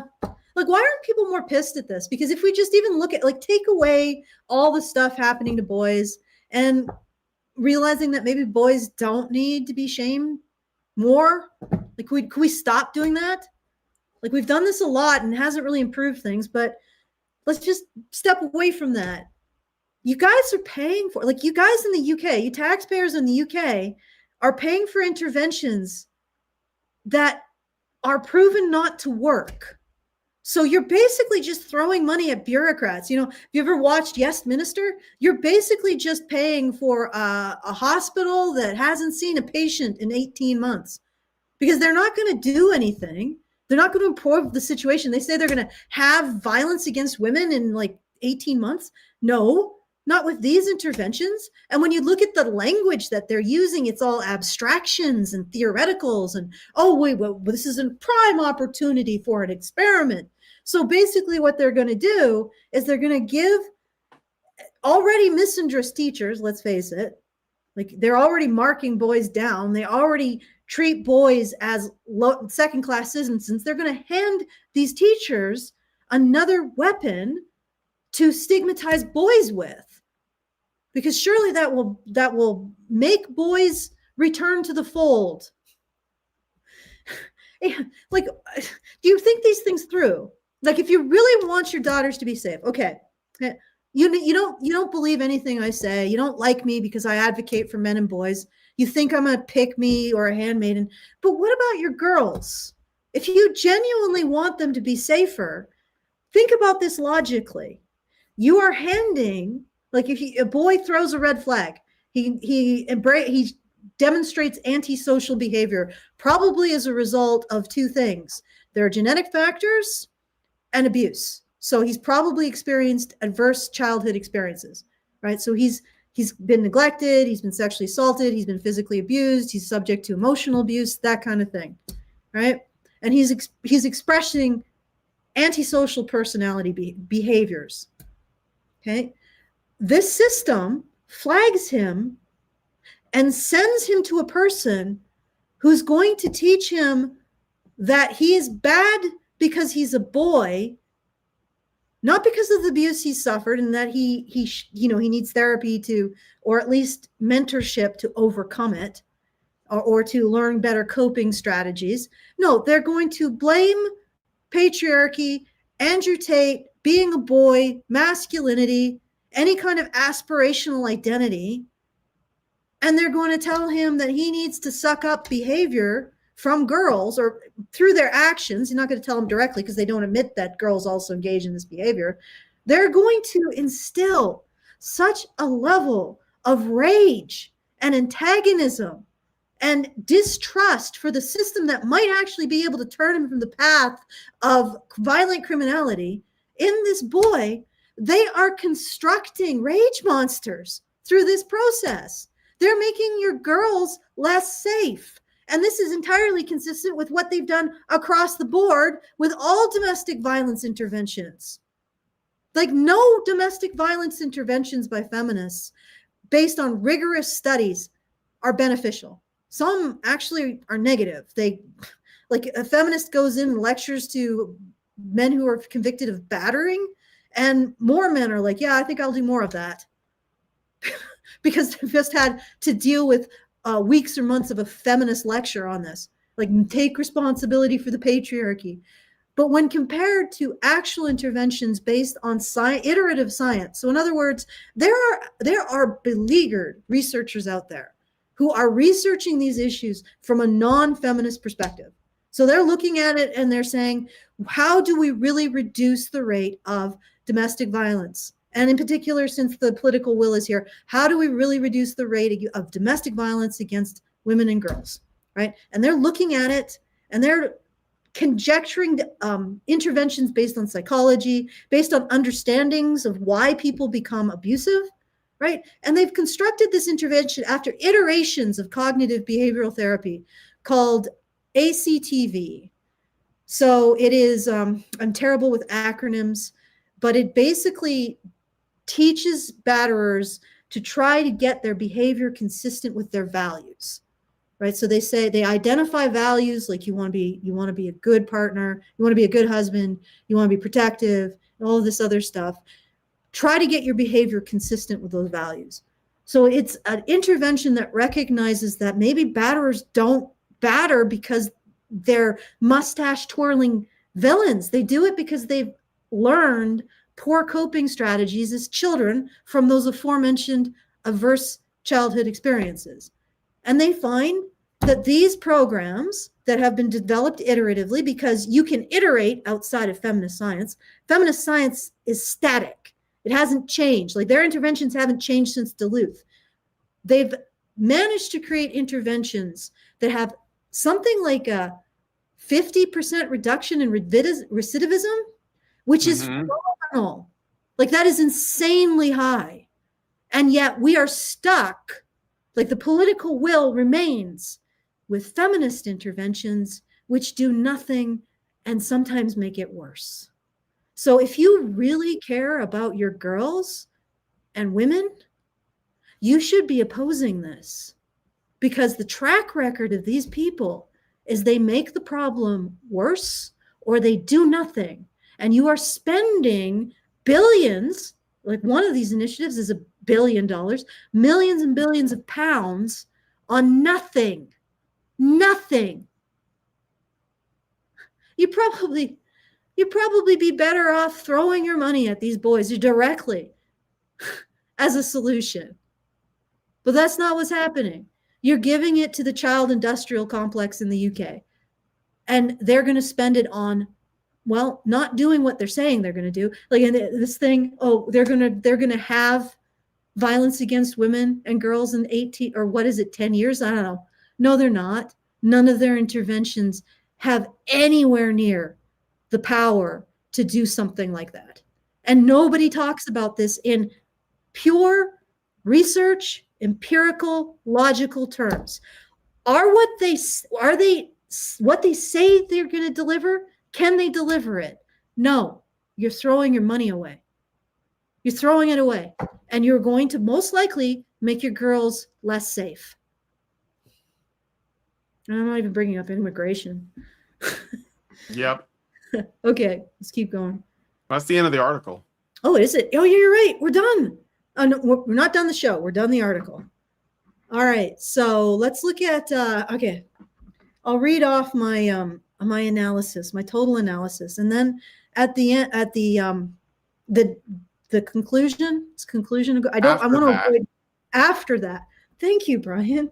You just say after that. That's fine. After that. Did you want to add anything to this? Like I've been talking. No, I think that I mean, I said my piece. I'm just looking at the chat and making sure I'm not missing anything. Well, if you want to jump on any of the people in the chat, go ahead. No, it's fine. They're not really. No. It's all good. Or espresso, cappuccino, espresso. Yeah. All right. So the main claim: the policy frames boys as a problem class. Let me just expand this because my eyes are not as young. Because you have an idea on how to fight back. Yeah, I do. I think that I think Tate has an appeal, but there's something else that needs to be done. The policy frames boys as problem class. The new United Kingdom violence against women and girls, I don't think is new. Strategy explicitly focuses on high-risk boys and young men in schools, training teachers to spot early signs of misogyny in boys, and sending flag boys, some as young as 11, to behavioral change schools. All right. What they're saying are red flags is basically antisocial behavior. And what's interesting about men who batter is they are actually aggressive to everyone.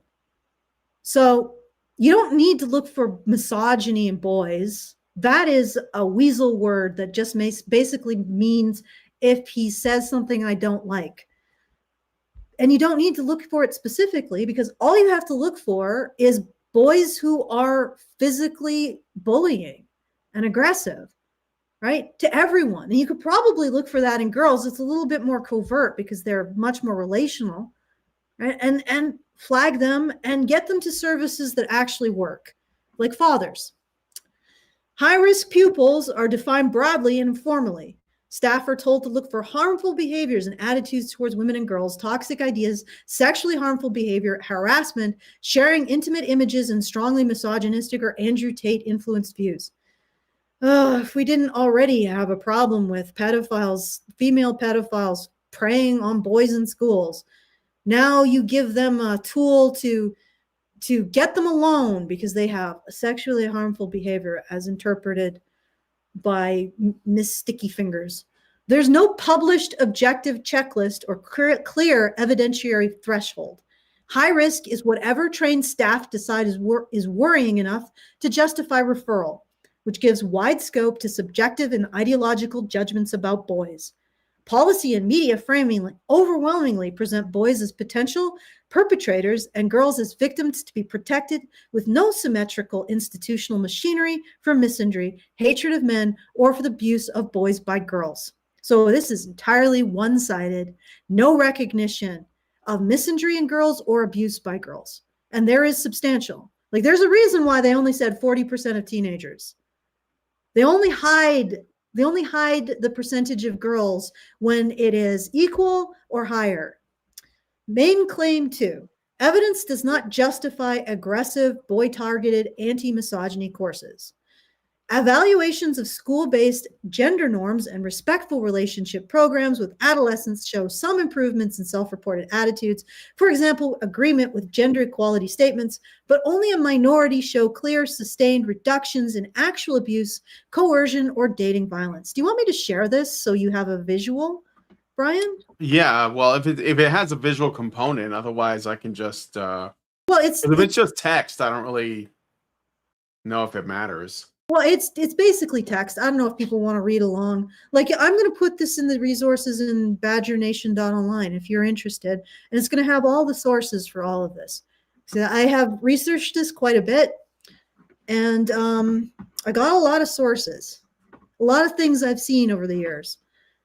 All right. So these studies frequently rely on short-term self-report attitude scales with weak or no control groups, limited behavioral measures, and short follow-ups, which limits confidence in their claims. So what the feminists are doing is they're using science that doesn't really support their claims. It definitely doesn't support the claim that they're going to reduce violence against women and girls in however many months or years to half. Yeah, that's not supported anywhere here. What they do show is supposedly the attitudes of boys improve, but what they're actually finding when they pair that with behavior is that it's not. Like, there's no real behavioral improvement. It may be transitory, like they might improve for a few months, but what's actually happening is that they are lying. They are learning to lie and give the party line on these courses. Right? And when they look at behaviors for a bit, the boys will report that they're doing better. And this is all within the context of pathologization of all boys. But so I reject that entirely. But within that context, the boys report that they're doing better. But after a certain amount of time, they stop, which is consistent with them also lying about what's going on in order to protect each other, which is not a surprise because all these interventions do is make boys suspicious of the institutions that do them and make it harder to identify and help boys who could use assistance with dealing with poor conflict management skills, poor anger management skills, because they've experienced adverse childhood events. All right. Reviews of stigma-based bullying and gender violence programs explicitly warn that social desirability and demand characteristics are major threats to validity. That's basically just science ease for what I just said, because adolescents quickly learn the right answers adults reward.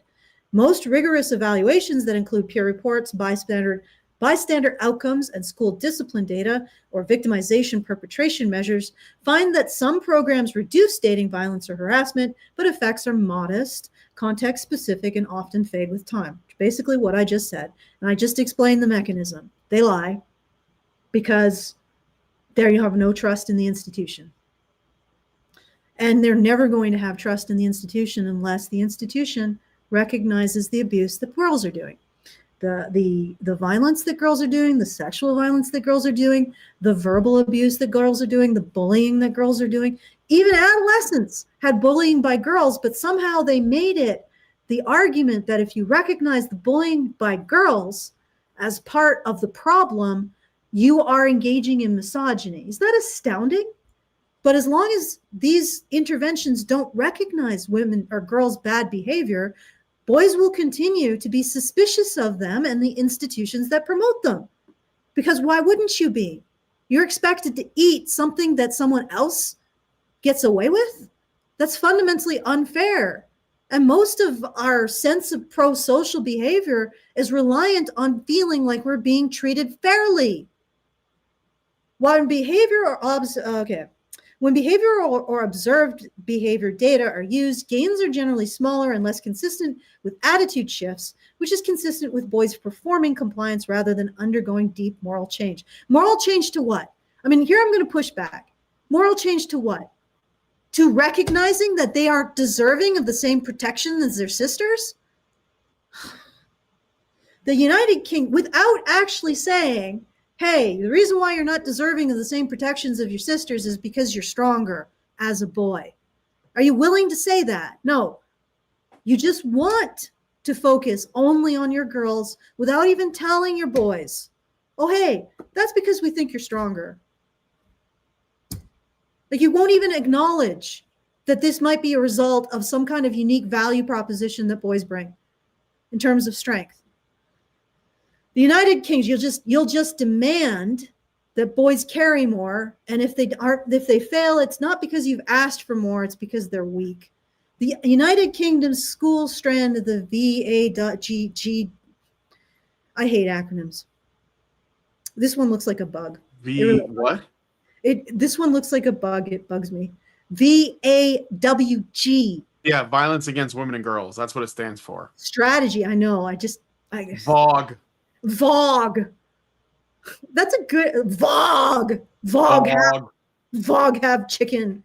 Strategy largely leans on broad what works summaries and vague claims that prevention and challenging attitudes help, rather than on direct evidence that short compulsory behavior change courses for flagged boys reduce later violence against women and girls. Of course they don't. Feminist interventions don't actually change men who engage in violence against women or boys. Most likely they won't do that for boys either. They just entrench already existing anger. Like, you get a boy who's acting out because he's been abused. You send him to a feminist counselor, and what does she do? Abuses him some more. Problem solved. No, problem made worse. Official texts reference pioneering research, finding the most effective way to teach, and innovation funding to test approaches, which implicitly admits that the precise model being rolled out is not empirically proven in this context. So they don't even know what the hell they're doing. They're just basically like, give us money. Yep. Give us money. We'll figure it out. We'll figure it out. And if it doesn't work, we'll blame your sons. This is insane. Yep.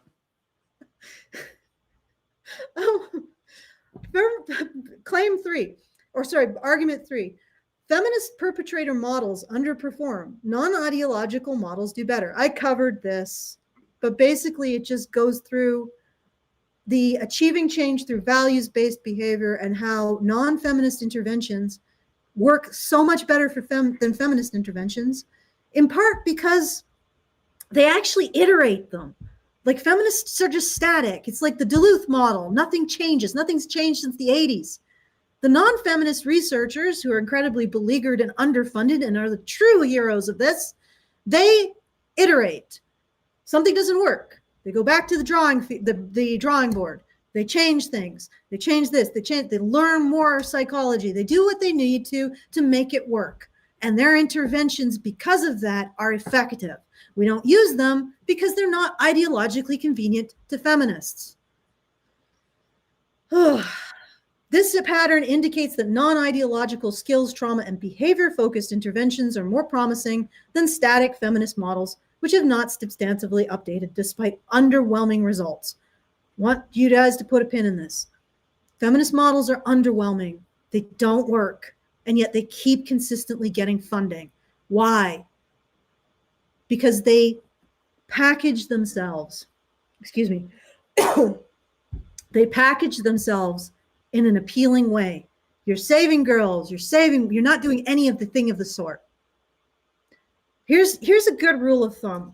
If you have a problem, you don't throw out half the evidence and expect to get a solution.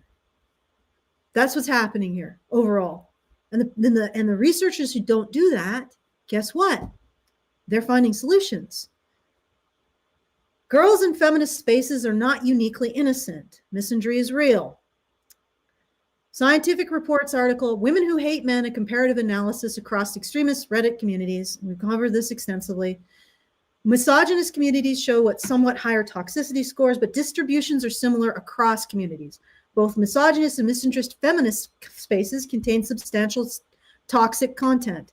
At the user level, emotional perspective, the feminist community shows the highest peak of hate sentiment, followed by the gender critical space, and then the men's rights space, implying that misandrist and feminist aligned communities can be at least as hate dense as their misogynists. But honestly, the feminists are worse on a personal level. So they're engaging personally more with the hate content. That's what this means. The authors conclude that when male to female and female to male hate are examined together, there's no systemic differences in hate based on perpetrator's gender, and that gendered hate speech is a common factor of noxious communities. Broader work on online hate suggests that men and women both experience considerable online hostility. Analyses that break down exposure sometimes find no major gender gaps in experiencing cruel or hateful speech, contrary to the narratives that only women and girls are targeted. Again, Women and gills. Gills. Maybe I should just call them gills from now on. Okay, claim 5.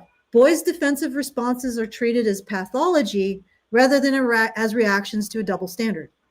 Qualitative research with teachers on gender-based violence prevention in England reports that boys often respond with defensiveness, mockery, or silence when they feel that they're being framed as the problem sex. Teachers themselves worry about boys' reluctance to engage under those conditions. So what feminists are doing is they're saying we're going to flag the antisocial boys. We're going to subject them to group blaming and shaming that they share with other boys. You realize that's going to create a block. Right? Instead of recognizing that boys that are antisocial as a result, and it's not like when I say that adverse childhood experiences cause boys to engage in antisocial behaviors, you will be surprised at the percentage of boys who experience these behaviors who actually go on to engage in any kind of abuse towards others. I think it's like 6%. You think about that. These are abused boys, and only like 6% of them, maybe 10% in some categories, go on to abuse others. That's how good boys are. They don't deserve crap. All right. Studies on online misogyny in schools show that some boys use references to influencers like Andrew Tate and the Manosphere, talking points to provoke staff and peers, especially when they perceive adults as hostile or one-sided. So what's happening is these boys know that these teachers and lecturers go bonkers when they mention Andrew Tate. So what do? They troll them. Yes. They consciously act in ways to troll these women who are treating them like second-class citizens. The problem is that once they do that, it justifies more interventions. Like these women get to say, well, this is exactly why I need to be here. Mm-hmm. I need to control these boys. I need to make sure that they feel shame for existing and for the existence of the criminal behavior of boys in general. It's like, why are you allowing these women anywhere near your sons? Anyway, and then these boys get upset because, as you do, like, I mean, have you ever experienced a situation where someone just zones in on some random biological feature that you have no control of and starts telling you how you're a criminal based on it? Like, don't you think that creates resentment? So these boys are resentful over that, as any normal human being would be, and they turn around and troll these women. Yeah. Okay. What is They the deserve to be trolled. what is the purpose of any of this? Psychoeducational research on boys and gender role conflict links acting out, withdrawal, and oppositional stances to perceived unfairness, shame, and being treated as defective, not simply to toxic masculinity in the abstract.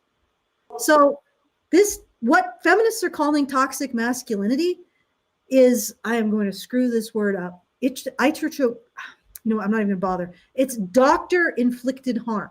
Feminists are going in and inflicting the harm that creates the natural response, which they then call toxic masculinity.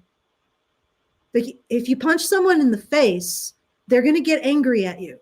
And feminists call that toxic masculinity. Literally, it is a movement to remove the legitimacy of men establishing boundaries with feminists and with women who are willing to use feminist talking points. Mm-hmm. And it does nothing. It's just creating more of the problem. It's alienating more boys. It's failing more boys with adverse childhood experiences.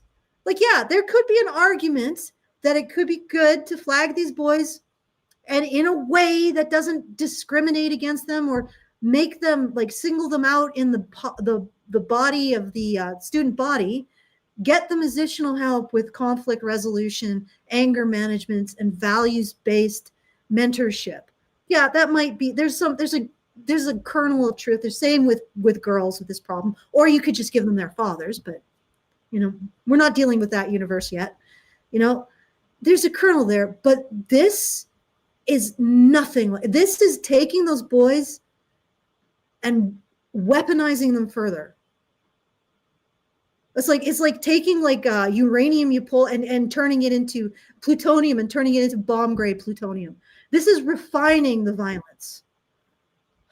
When boys it's on purpose though. It's like I think the hope is that it will create dysfunction, which could lead to more, a crime or some social problem, and then that further justifies more dysfunction, because the blame will never go on, all of these measures that are being taken, right? It'll just be on the biology of boys and men. On boys and men for their toxicity.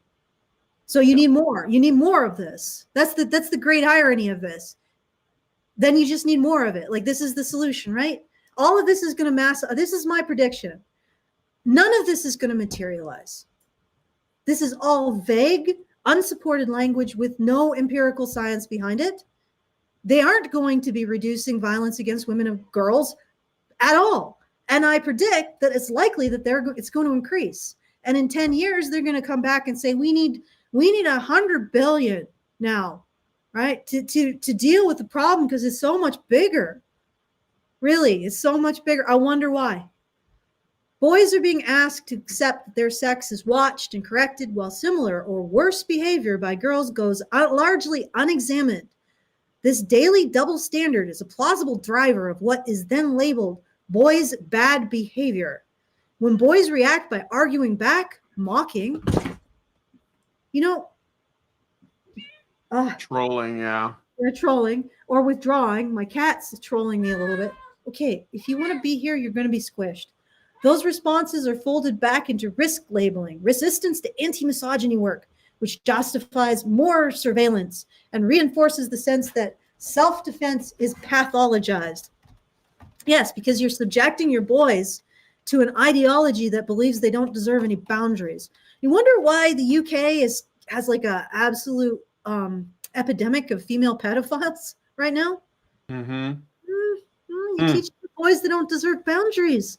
Maybe that's a problem. Main claim 6. Stigma-heavy, boy-targeted interventions are dangerous for boys' mental health. Is it necessary to even say this? Boys as a group already have higher suicide rates and poorer educational outcome in many high-income contexts. Yet vague and gender-based violence frameworks give little attention to boys' mental health risks, focusing instead on their role as potential predators or perpetrators. Literature on stigma and youth mental health shows that being labeled as a problem group or high risk increases avoidance of services, withdrawal, hopelessness, and shame, which are associated with worse mental health outcomes and suicidality. I think I said that word right. Work on suicidality. Work on boys' gender role conflict finds that internalizing a narrative of inherent dangerousness or defectiveness is linked to higher depression, self-loathing, and suicidality. That's right. Did I get it right that time? Suicidality? Yeah, that's suicidality, yeah. I am improving. Small baby steps. Okay, so the other thing that's linked to suicidality and depression is feeling like you're burdened. And that's 150% of all feminist rhetoric directed at boys, is that they are an unfair burden on society and women and girls. Targeting only boys as high risk while ignoring misandry and abusive boys forces boys into a destructive choice. Internalize an unfair story and harm themselves, or reject the institution and risk further marginalization and punishment. We need a new Pink Floyd album just for this nonsense. I don't know. Pink Floyd might agree with this stuff. Yeah, you're probably never right. meet your heroes. I should probably Google that, but then I'd be like, oh, no. I'm just letting you know. Yeah, I know. Okay, argument 7. Whole school gender-inclusive approaches are available but sidelined. UNESCO and United Nations Girls' Education Initiatives whole school frameworks for school-related gender-biased violence emphasize that both girls and boys can perpetrate and experience violence and recommend the behavior standards, reporting, and protection apply equally across genders. I cannot believe UK. How have you made the UN the good guy in all of this? UK? How did you do this? Like, I mean, it's relative, of course. It's still, give kids their fathers back, but the UN is sounding like the voice of reason. That's like crazy talk. I've fallen into a rabbit hole and come into some weird upside down world. These frameworks advocate universal behavior-focused policies, for example, clear rules on harassment, image-based abuse, and physical aggression, staff training, parent engagement, student participation, and carefully designed targeted support that avoids stigmatizing specific identity groups. I imagine boys aren't involved in that, but reviews of effective interventions for adolescent boys and young men stress that programs work better when they are offered to the whole class rather than only to problem boys. I guess it's always problem boys, huh? No problem girls there. Focus on practical relationship skills, emotional literacy, and conflict management. Avoid shaming and accusatory language, and position boys as allies and stakeholders, not as a threat block. And I'm sure that's still feminist informed. It's like the sane feminists, they're still feminists, still ideologically possessed, but still have the ability to realize that they might be following an ideological line off a cliff. Right? But then we're not going to do that. No. It's just blaming and shaming. That surely that will fix everything. Argument 7. Given the evidence, continuing this model is indistinguishable from malicious disregard. Policymakers and advocates in this area are drawing on the same body of research that documents weak and inconsistent violence reduction effects of many gender ideological interventions, modest, often fading impacts on behavior, serious stigma and mental health risks of targeting boys as a problem group, and the reality that girls in feminist spaces can also be deeply hateful or abusive. Despite that, they're expanding stigma-heavy, boy-targeted school programs with strong political rhetoric and moral certainty, while leaving misandry and the harms to boys' mental health and educational prospects completely unaddressed. In ethical and legal terms, persisting with an intervention model that has weak evidence of benefit and foreseeable, well-documented risks for a vulnerable group that fits the pattern of reckless or malicious disregard. The actors may not openly state a desire to harm boys, but their refusal to connect obvious dots is not distinguishable from malice in practice when it comes to boys' welfare. Indistinguishable from the legal definition of malice. This behavior is indistinguishable. And the probability is that it's driven by a profit motive. Right?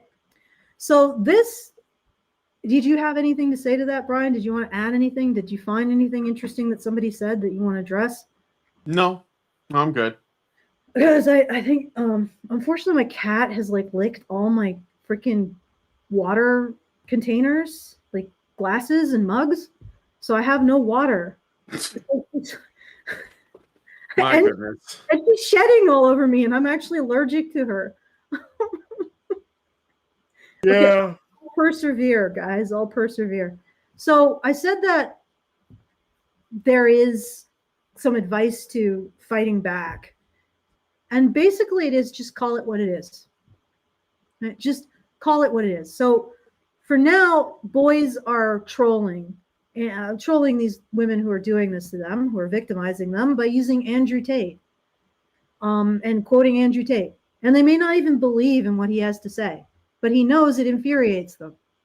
But they know that it infuriates the feminists who are doing this to them, treating them like second-class citizens. And again, nothing is going to change about men's or boys' engagement in this until you recognize that girls are abusive and that girls are also hateful, and treat this as a gender-neutral problem, not a gendered problem that boys are uniquely to blame for.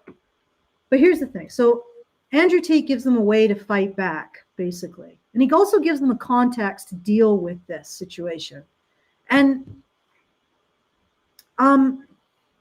what the problem that I have with that is in taking responsibility for this as a personal issue and turning it into like I'm strong enough to overcome it, there isn't direct calling out the institutional abuse that this is. Right? This is not a weight boys should have to carry. Yes, they are carrying it. And that is honestly, like when I ask Perplexity, are men and boys angry enough about what they're dealing with? And the answer is no. It's just like it's astounding that boys who are abused, who experience like multiple forms of adverse childhood events, like only the smallest amount of them go on to abuse. It's astounding that boys are enduring and swallowing this in a culture where we think using the term mailman or using man in a profession will alienate girls from taking part. So we believe the least amount of emotional friction will cause women to faint and just be unable to deal with it. And yet look at what we're doing with boys. And boys continue to strive. They continue to work hard. They continue to get employment. They continue to do the jobs that support all of us in our comfortable reality. They continue to be excellent. And there's very little actual violence going on. Considering there's very little even angry pushback going on. So, I mean, I think Andrew Tate might have a point when he says that boys are superior. We're certainly expecting them to carry a hell of a lot more. So what does that say to us? That we're expecting boys to carry way more than girls. So boys have to carry the entire weight of guilt for patriarchy and the sins of criminal men on their back and everything else that we put on them. But if girls are expected to even manage their own emotions when it comes to, things being called a mailman or a what are other male words, congressman, right? All of that, that's going to stop girls from going into like this, like just language is going to destroy girls' confidence. Seeing an attractive woman in a bikini is going to destroy girls' confidence. You know, saying anything negative about women ever is going to destroy girls' confidence. Barbie saying math is hard is going to destroy girls' confidence. Meanwhile, you are dumping this gigantic boulder of shame and blame, group shame and blame on boys. Are you doing it? Why? Do you think it's because boys deserve this? Or do you think it's because they can carry it better? Because expecting this group of people to carry more does suggest you think they can. And Tate is tapping into that. You're being expected to carry more because you're stronger. And obviously, that's the real message if you think about it. Boys have to carry the weight of sin. Girls can't even carry the consequences of their own choices. That's right. What does that mean about what we think about boys' strength versus girls' strength, and boys' moral seriousness versus girls' moral seriousness? So you're really this whole narrative is really feeding into Andrew Tate simply saying, well, you do this because you're superior, and you stand up under the weight because you're superior. It's because you are stronger. All right. But it still doesn't call out what needs to be called out. And what needs to be called out, and this is what I suggest, right? This is something that I do myself.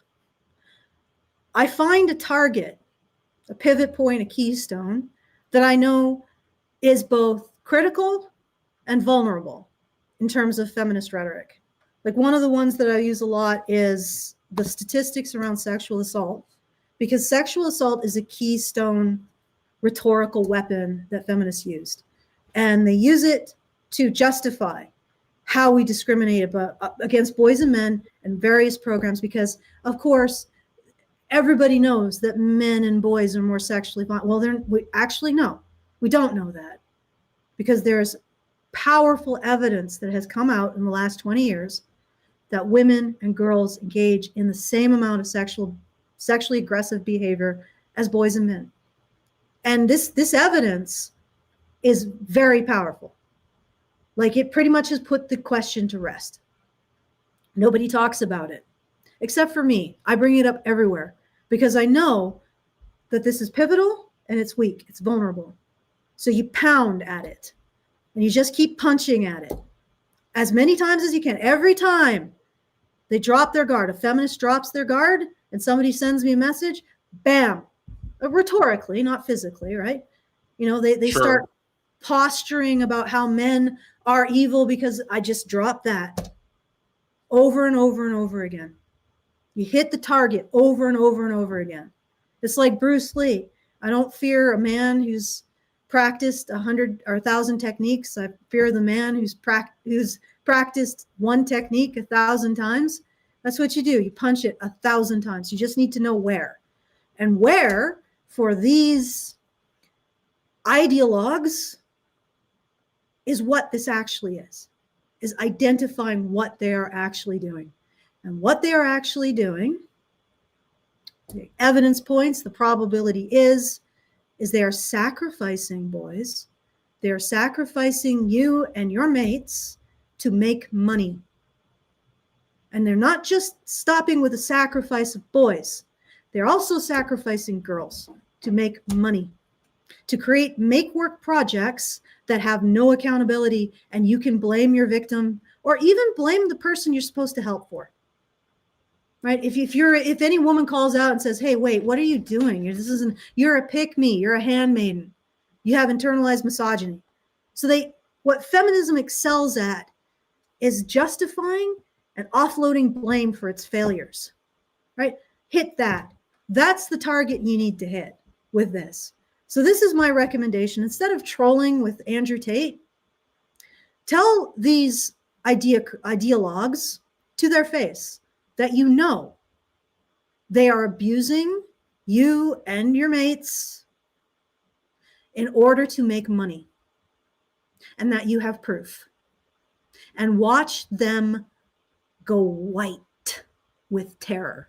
And of course, they'll immediately, shuck and jive and put the bureaucratic face on and start problematizing who you are. But they'll do that no matter what you do.